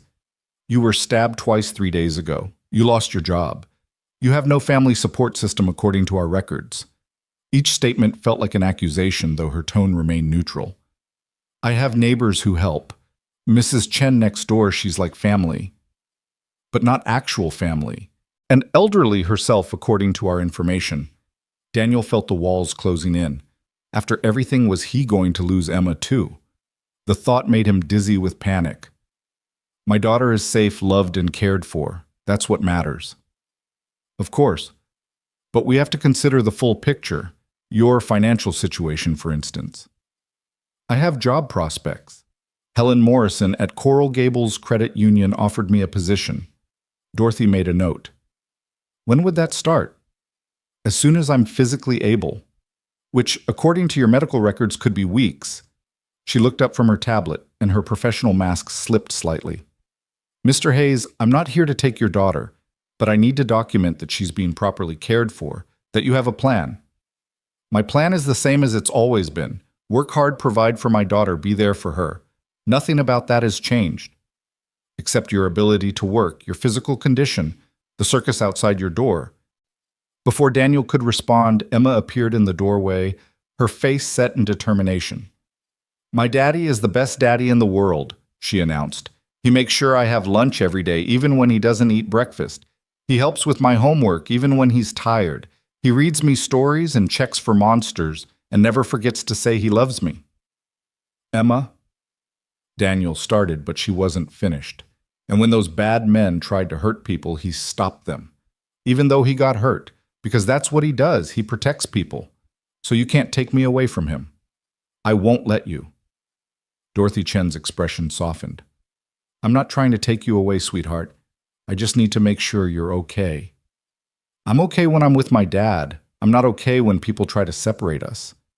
The social worker was quiet for a moment, then closed her tablet. "Mr. Hayes, I'm going to recommend continued monitoring, but no immediate intervention. However, you need to formalize your support system. Document who helps with Emma when you can't. Show steady income within 30 days. Can you do that?" "Yes." "Good." She stood to leave, then paused. For what it's worth, Mr. Hayes, what you did at that bank showed incredible character. But being a hero to strangers means nothing if you can't care for your own child. Don't let pride prevent you from accepting help. After she left, Daniel slumped against the door, the weight of this new threat crushing. Emma wrapped her arms around his waist, careful of his injuries. Are we in trouble, Daddy? No, baby, just some grown-up stuff to figure out. Is it because of the mean lady, the one you saved? It's because of a lot of things. Emma pulled back, looking up at him with eyes that held too much understanding for her age. We're going to be okay, right? We're going to be okay. But even as he said it, Daniel wondered if it was true. The GoFundMe money would help, but accepting it meant accepting a label, a story, a public identity he didn't want. The job at the credit union would be steadier than construction, but could he really work security, seeing potential threats in every customer, reliving that moment of violence daily? His phone rang. Tony's name on the screen. Danny, you see the news? I'm avoiding the news. They arrested one of them, one of the robbers, guy named Marcus Webb. And Danny, he's talking, saying things about why they did it, about knowing who would be there. What do you mean? I mean, maybe this wasn't as random as everyone thought. You might want to watch this. Against his better judgment, Daniel turned on the TV. A young man's face filled the screen, one of the robbers, barely 25, looking scared and defiant in his orange jumpsuit. Wasn't supposed to go down like that, Marcus Webb was saying to someone off camera.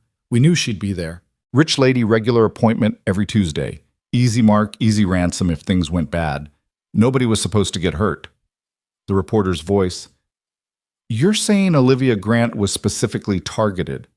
Her and her money. Yeah, you know how much that woman's worth. How many people she stepped on to get there? We figured she owed us. Owed everybody. Daniel felt sick.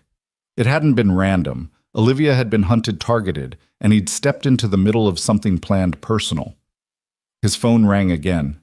Olivia's number. Did you see? Her voice was different, shaken, vulnerable. Yeah. They came for me specifically, and you stepped in front of a knife meant for me specifically. Would it have mattered if I'd known? Would you still have done it? Daniel thought about it. Really considered it. I don't know. Maybe. Probably. It wasn't really a choice. It was just reaction. They wanted to kidnap me. Or kill me. And you prevented that. The police would have. The police arrived 12 minutes after they left. 12 minutes, Daniel. What do you think would have happened in 12 minutes? He didn't want to think about it. Didn't want to retroactively add weight to a split-second decision that already felt too heavy. There's something else, Olivia continued. Marcus Webb. I know him. Or knew him. His mother worked for my company. We laid her off 6 months ago. Budget cuts. Jesus. She'd been with us 15 years. Good employee by all accounts. But her salary was high for her position and the board wanted better margins. So this was revenge. This was desperation. His mother lost her health insurance when we let her go. She's sick, needs treatment they can't afford. He was trying to balance the scales, I suppose. Daniel didn't know what to say. The narrative was shifting, becoming more complex than hero and villain, more nuanced than rich and poor. It was becoming human, messy, tragic in ways that had nothing to do with heroism. I'm going to hire her back, Olivia said quietly. His mother, with full benefits, back pay, everything. That won't undo what happened. No, but maybe it's a start.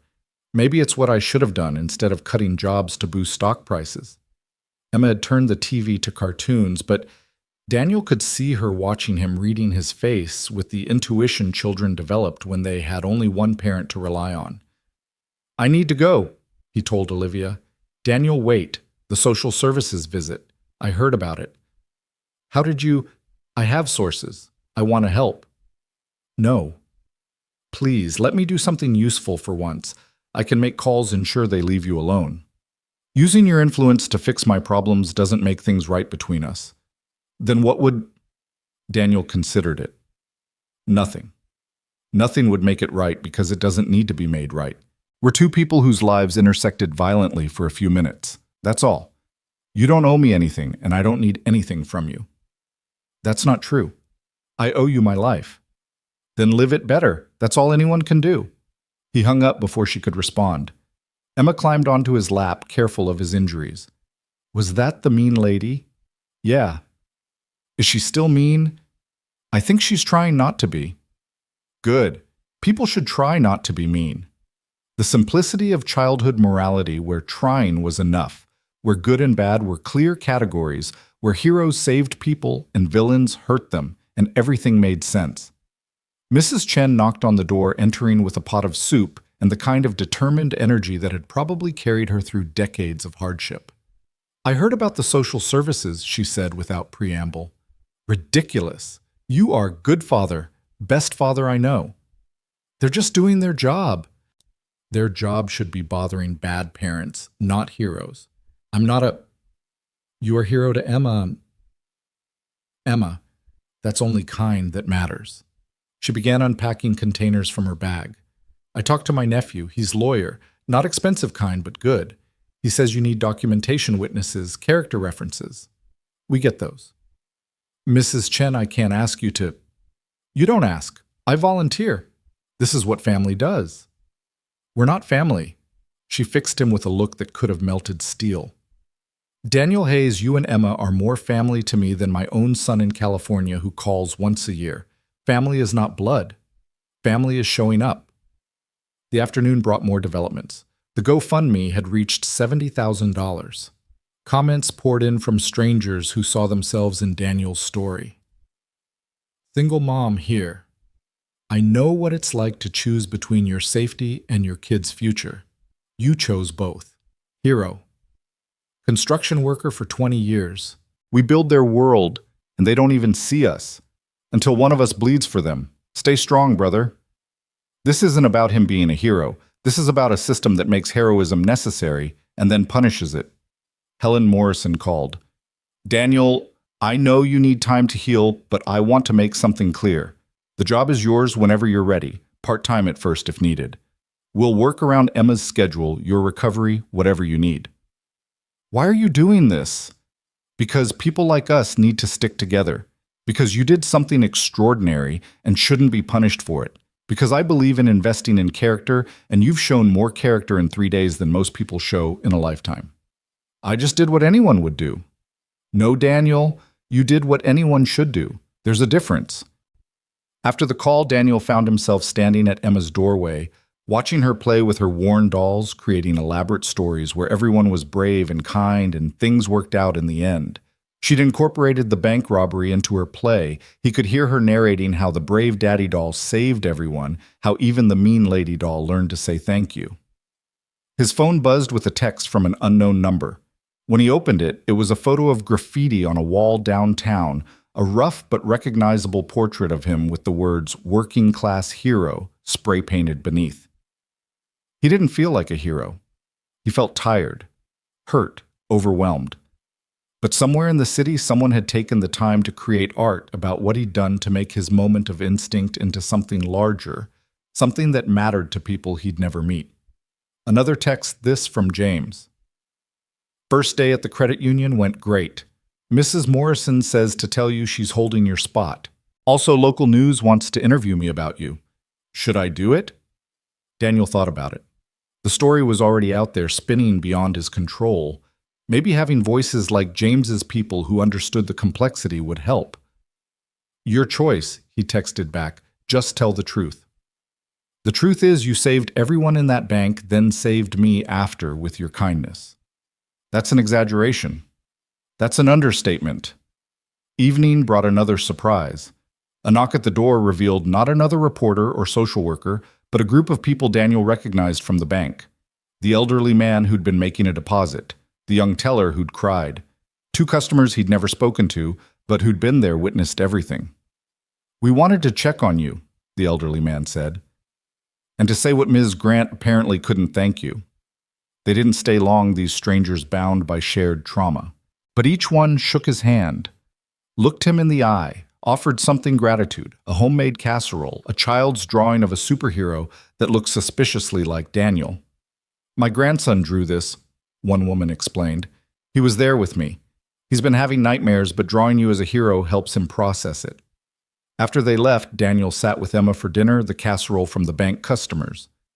Bread from Mrs. Chen, a meal built from the kindness of others. Daddy, why do some people say thank you and others don't?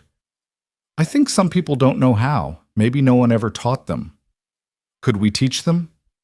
Maybe, but some lessons people have to learn for themselves. Like when I had to learn to tie my shoes. You showed me, but I had to practice exactly like that. The phone rang again. This time it was a producer from a national morning show offering to fly him and Emma to New York, put them up in a hotel, have him tell his story to millions. We can offer an appearance fee of $10,000. The producer said, as if that sealed the deal. No, thank you. Mr. Hayes, this is an opportunity to control your narrative to... My narrative is that I'm a father who needs to heal and take care of his daughter. Everything else is noise.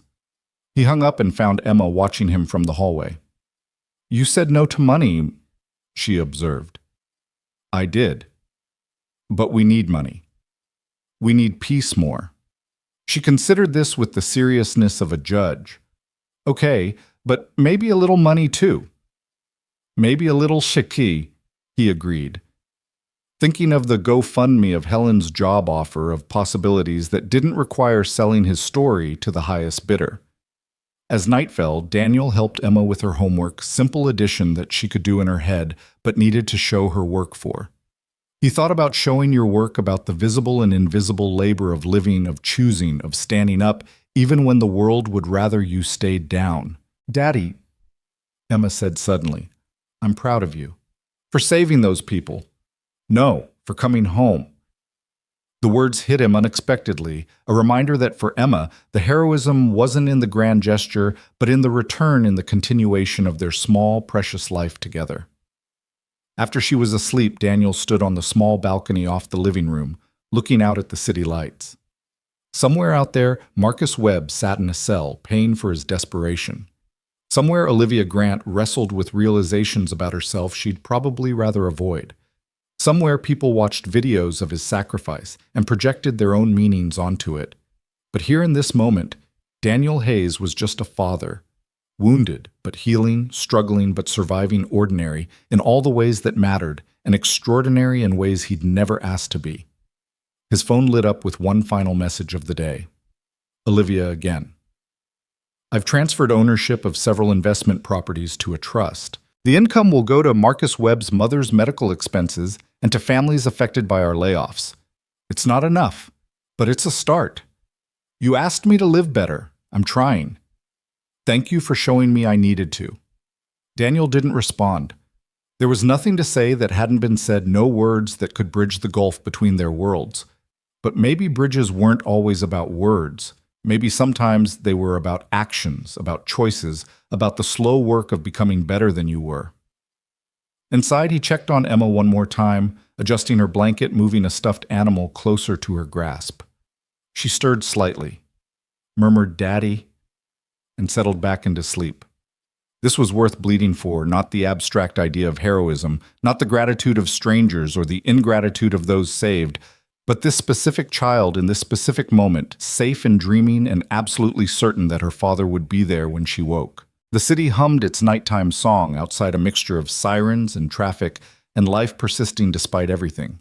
Daniel's wounds ached a reminder that heroism had a price that lasted longer than headlines. But Emma was safe. They had food and shelter and the possibility of tomorrow, and sometimes that was its own kind of victory. He thought about Marcus Webb's mother, sick and desperate enough that her son had turned to violence. He thought about all the invisible desperations that drove people to terrible choices, all the systemic failures that made heroes necessary and then abandoned them once the danger passed. Tomorrow he would need to make decisions about the money, the job, the future that seemed simultaneously more possible and more uncertain than ever. Tomorrow the media would move on to other stories, other heroes and villains, other simplifications of complex truths. Tomorrow Emma would need lunch made and homework checked, and the absolute certainty that her father wasn't going anywhere. But tonight, Daniel Hayes sat in the darkness of his small apartment, feeling the weight of his new unwanted fame.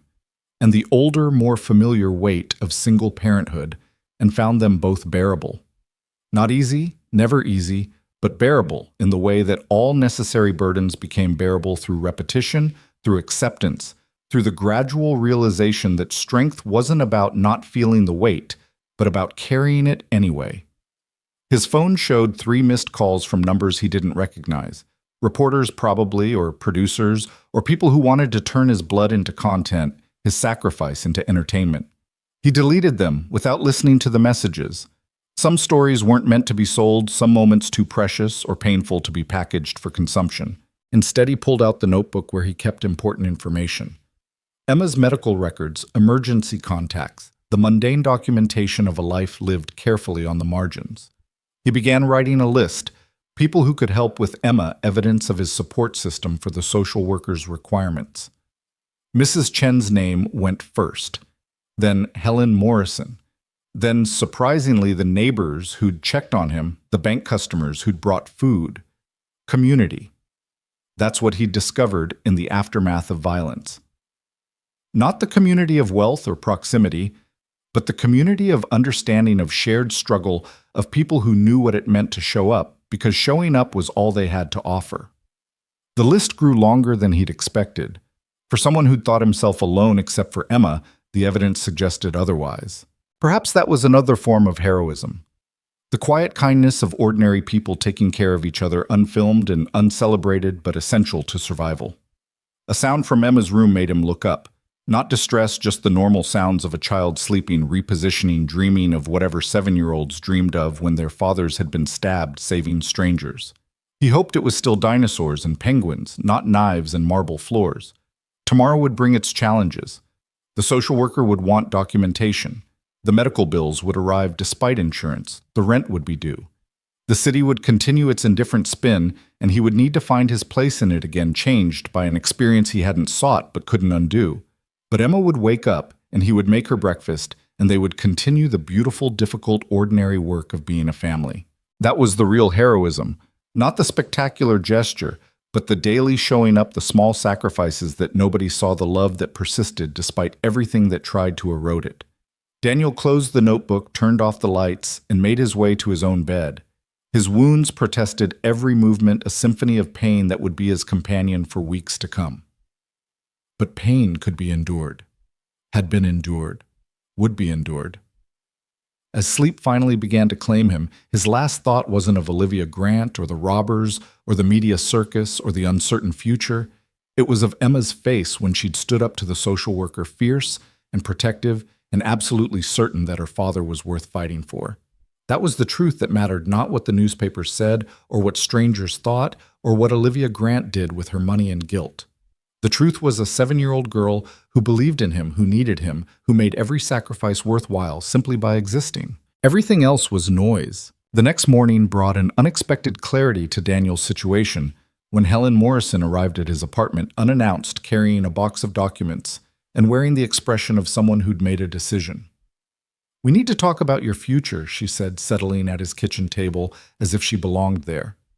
"And I mean really talk, not dance around your pride." Emma was at school, Mrs. Chen having taken her after fussing over Daniel's bandages and leaving fresh soup on the stove. The apartment felt strangely empty without his daughter's presence, as if her absence made the walls expand, showing just how much space their small life actually didn't fill. "The job at the credit union," Helen continued, spreading papers across the table. "It's more than just security work. I want you to head up our community outreach program." "I don't know anything about community outreach." "You know about community. You know about struggle. You know what it's like to be turned away by banks that see you as a number, not a person." She pushed a document toward him. "Starting salary of $52,000, health benefits that actually cover things. Flexible hours for Emma." $52,000. More than he'd ever made in construction, enough to maybe think about moving to a better school district, enough to stop the constant mental math of survival. "Why?" he asked. "Because what happened at that bank wasn't just about you being brave. It was about the collision of two worlds that usually pretend the other doesn't exist. You've become a symbol whether you wanted to or not. I'd rather have that symbol working to actually change things than just being a story people tell." Before he could respond, his phone rang. The display showed the hospital. Mr. Hayes, this is Dr. Patel. I need you to come in immediately. There's been a complication with your blood work. The world tilted. What kind of complication? I'd rather discuss it in person. How soon can you be here? Within an hour. Daniel sat in a sterile examination room trying to read Dr. Patel's expression as she reviewed his chart. Your blood tests show some anomalies, she began carefully. Specifically, markers that suggest your body is fighting something beyond the trauma from the stabbing. Cancer. The word came out strangled. We don't know yet. It could be an infection, could be your immune system overreacting to the trauma, could be something more serious. We need to run more tests. I have a daughter. I'm all she has. Which is why we're going to figure this out. But Mr. Hayes, this kind of stress you've been under, the physical trauma, combined with what I imagine is significant emotional strain, your body is telling us something's wrong. The test took 3 hours. 3 hours of needles and scans, and trying not to think about Emma becoming an orphan. Daniel called Mrs. Chen, asked her to pick Emma up from school, told her he was at a job interview.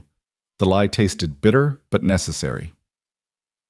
In the waiting room afterward, he saw a familiar face on the television. Marcus Webb again, but this time with someone else, his mother frail and hollow-eyed in a wheelchair beside her son's attorney.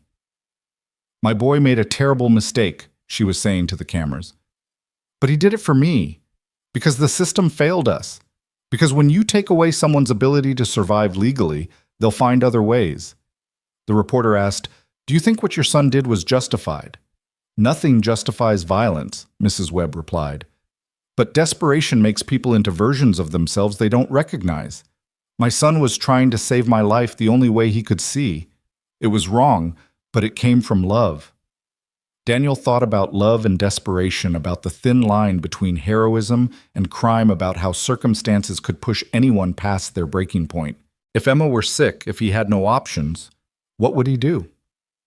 The uncomfortable truth was, he didn't know, and that uncertainty sat heavy in his chest alongside the fear of his test results.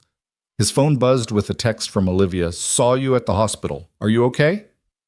He looked around, didn't see her, then noticed a figure in a car across the parking lot. She was watching, waiting. Part of him wanted to ignore her, but something made him walk over. She rolled down the window. Up close, without the perfect lighting of television interviews, she looked exhausted human in a way she hadn't seemed before. Following me now? He asked.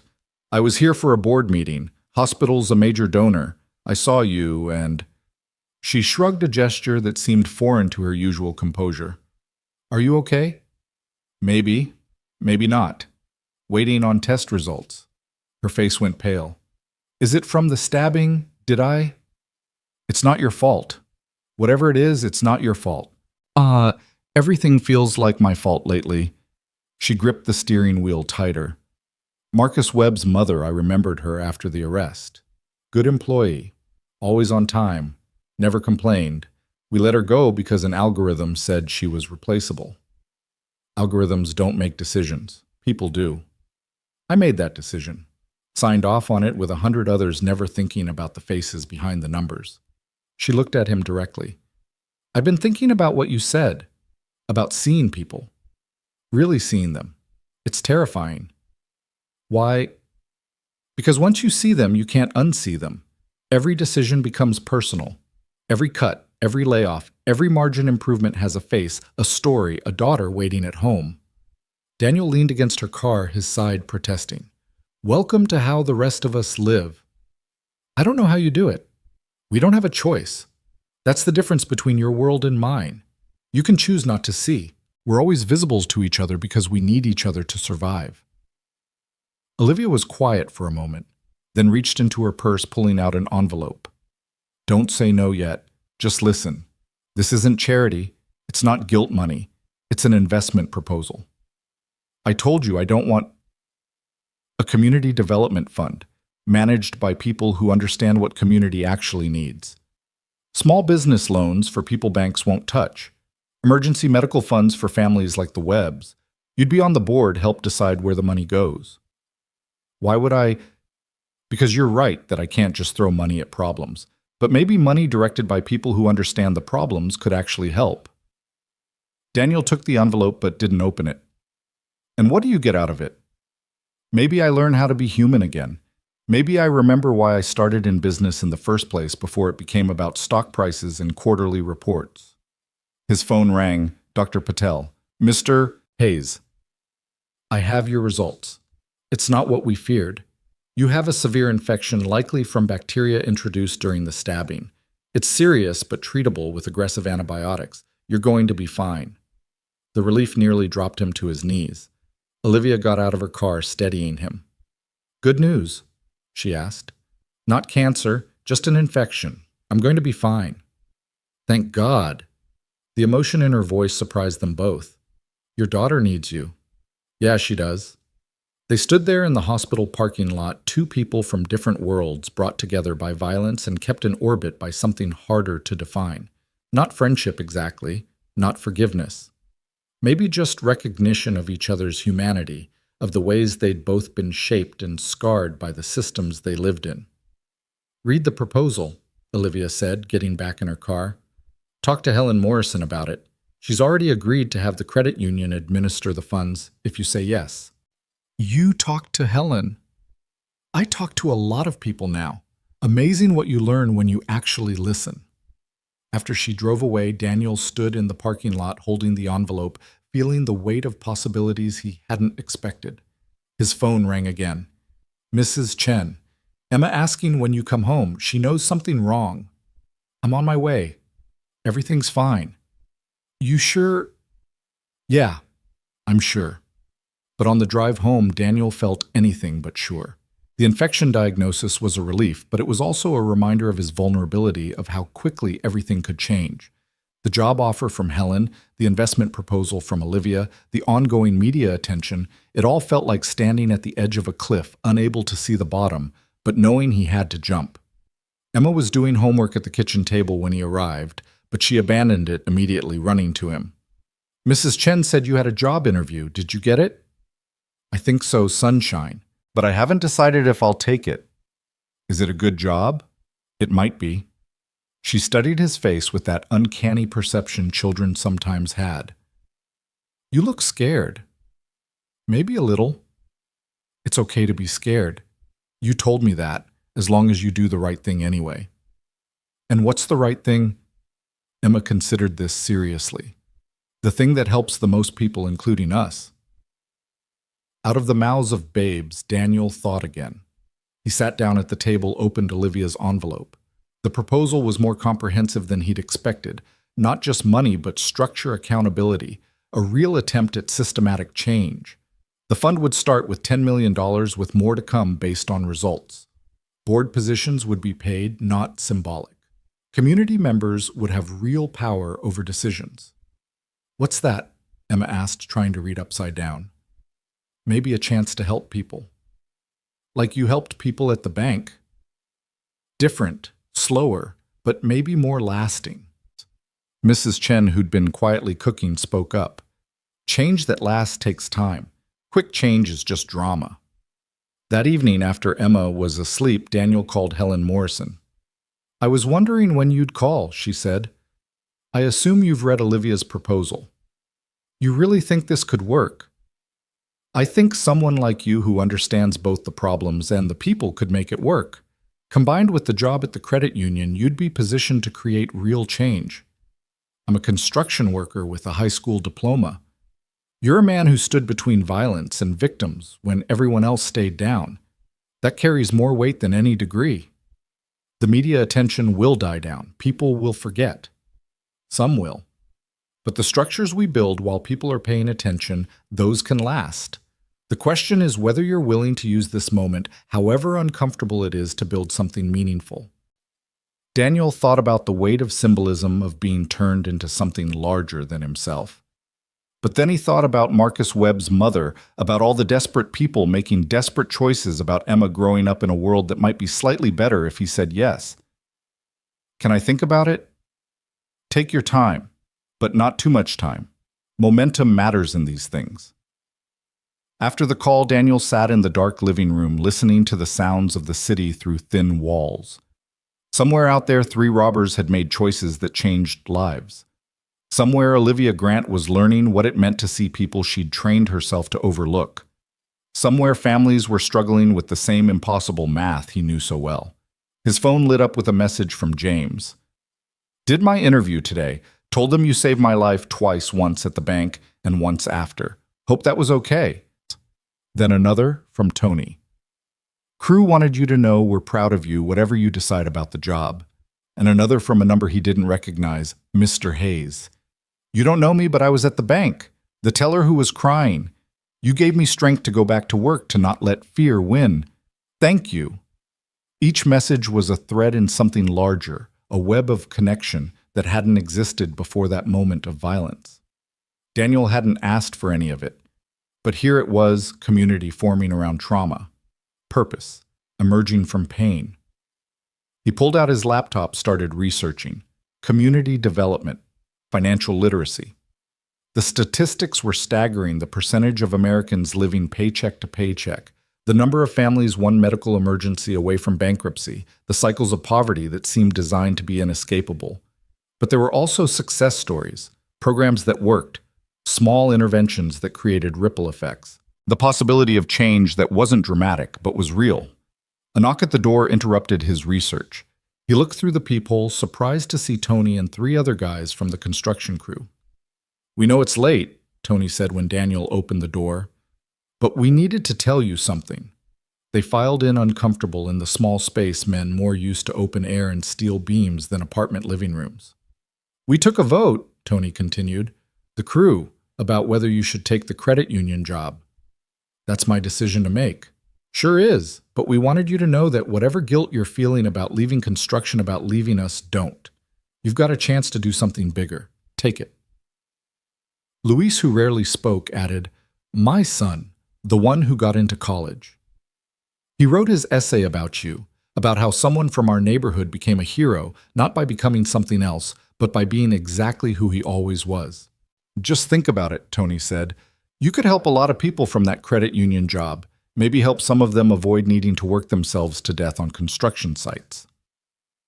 After they left, Daniel found himself overwhelmed by the support he hadn't expected. These men who had their own struggles, their own families to worry about, taking time to encourage him towards something better. Emma appeared in the hallway, rubbing sleep from her eyes. I heard voices. Just some friends from work. Are they why you look happy?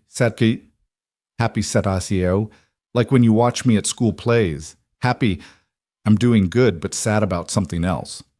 Daniel pulled her into his lap, ignoring the protest from his injuries. Yeah, baby, happy sad is about right. Is it about the job? The helping people one? Yeah. I think you should do it.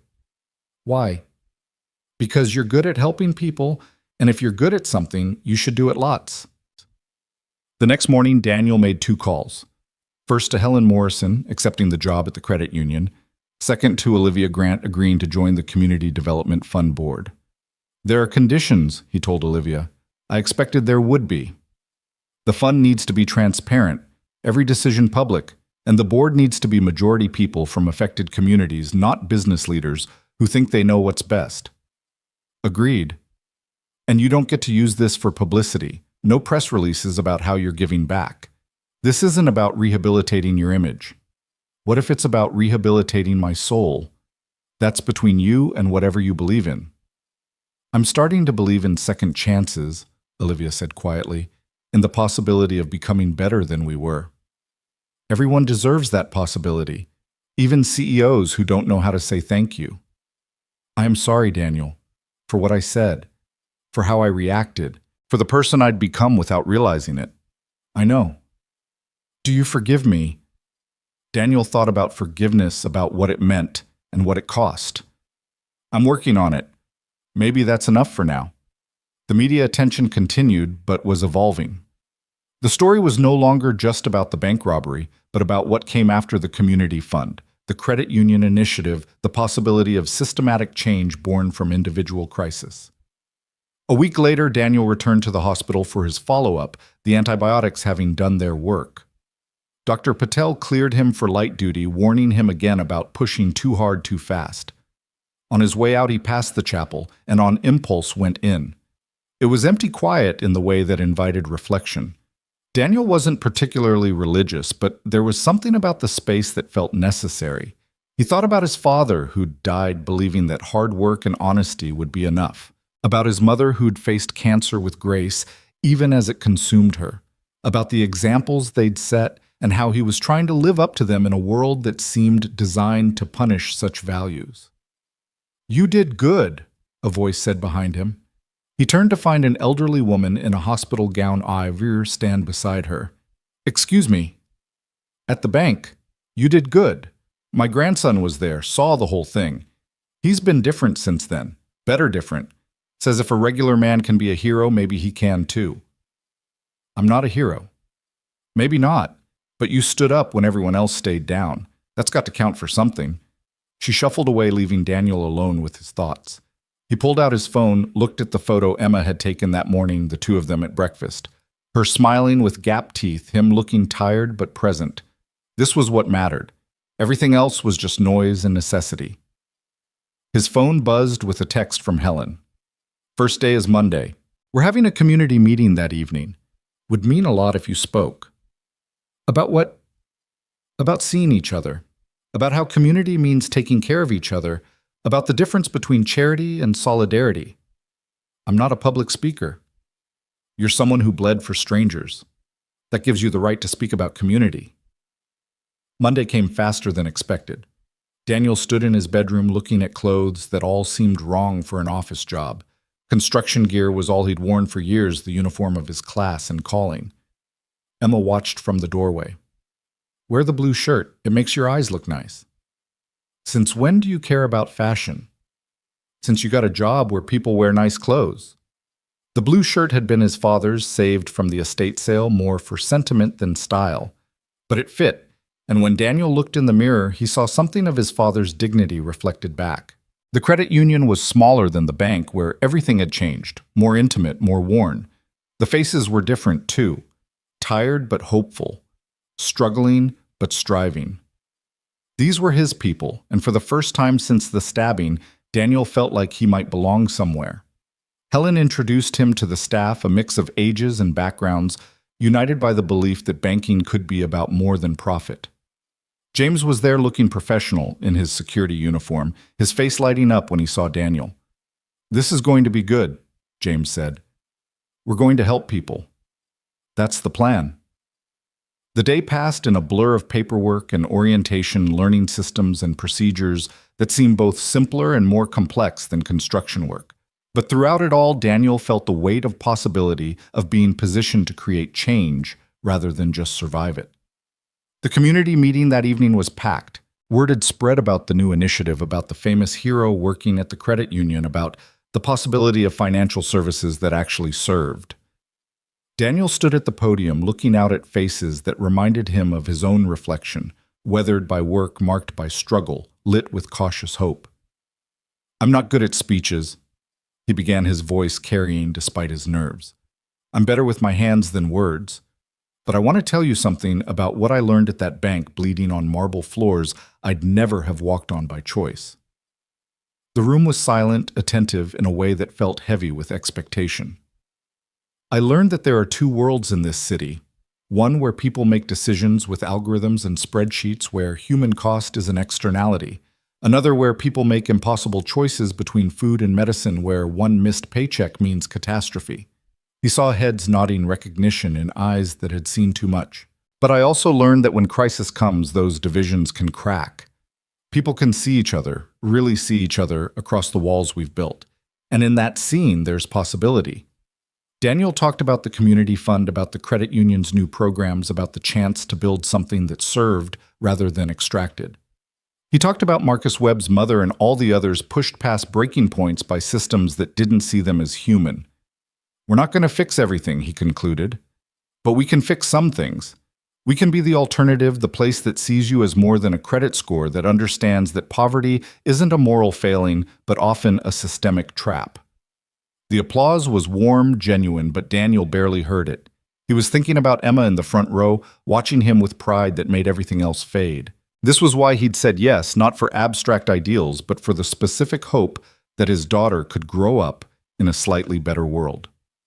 After the meeting, people approached him with stories, questions, needs that broke his heart with their familiarity. Single mothers like him, construction workers with broken bodies, elderly people choosing between medication and food. Each story was unique, but part of a larger pattern, a systemic failure that individual heroism couldn't fix, but maybe, just maybe, collective action could address. Olivia was there in the back, having slipped in quietly. She approached as the crowd thinned. "That was powerful," she said.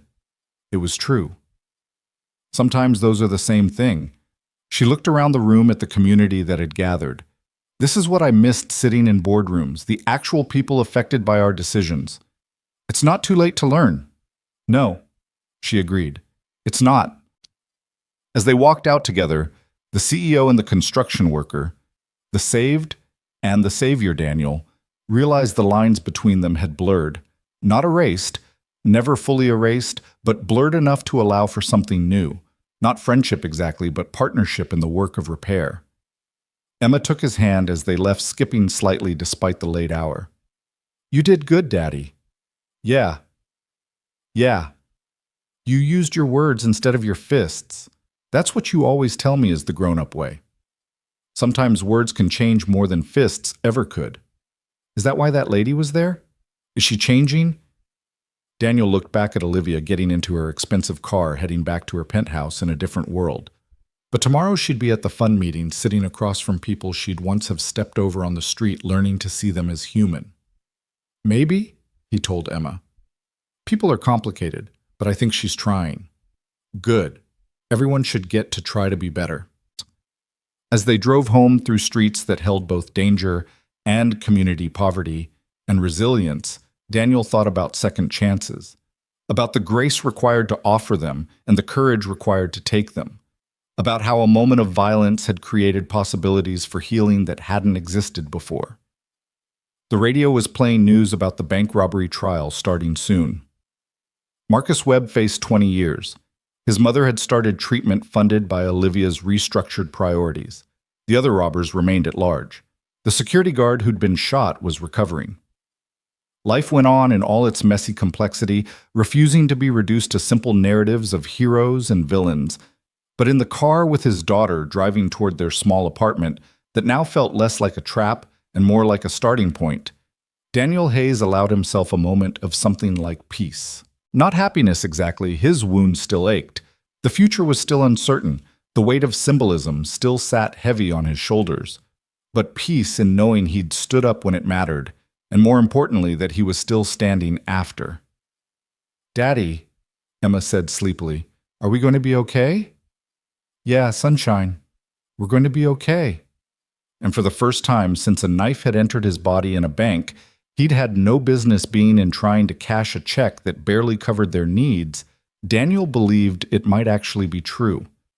Not because of the job or the fund or the fleeting fame, but because they'd survived the worst and found community in the aftermath.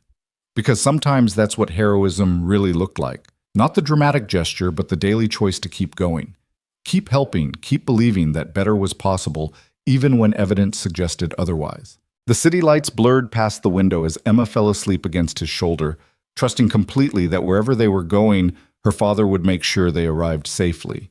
And Daniel, wounded but healing, exhausted but determined, drove on through the darkness toward whatever came next, knowing that he'd face it standing even if he needed others to help hold him up.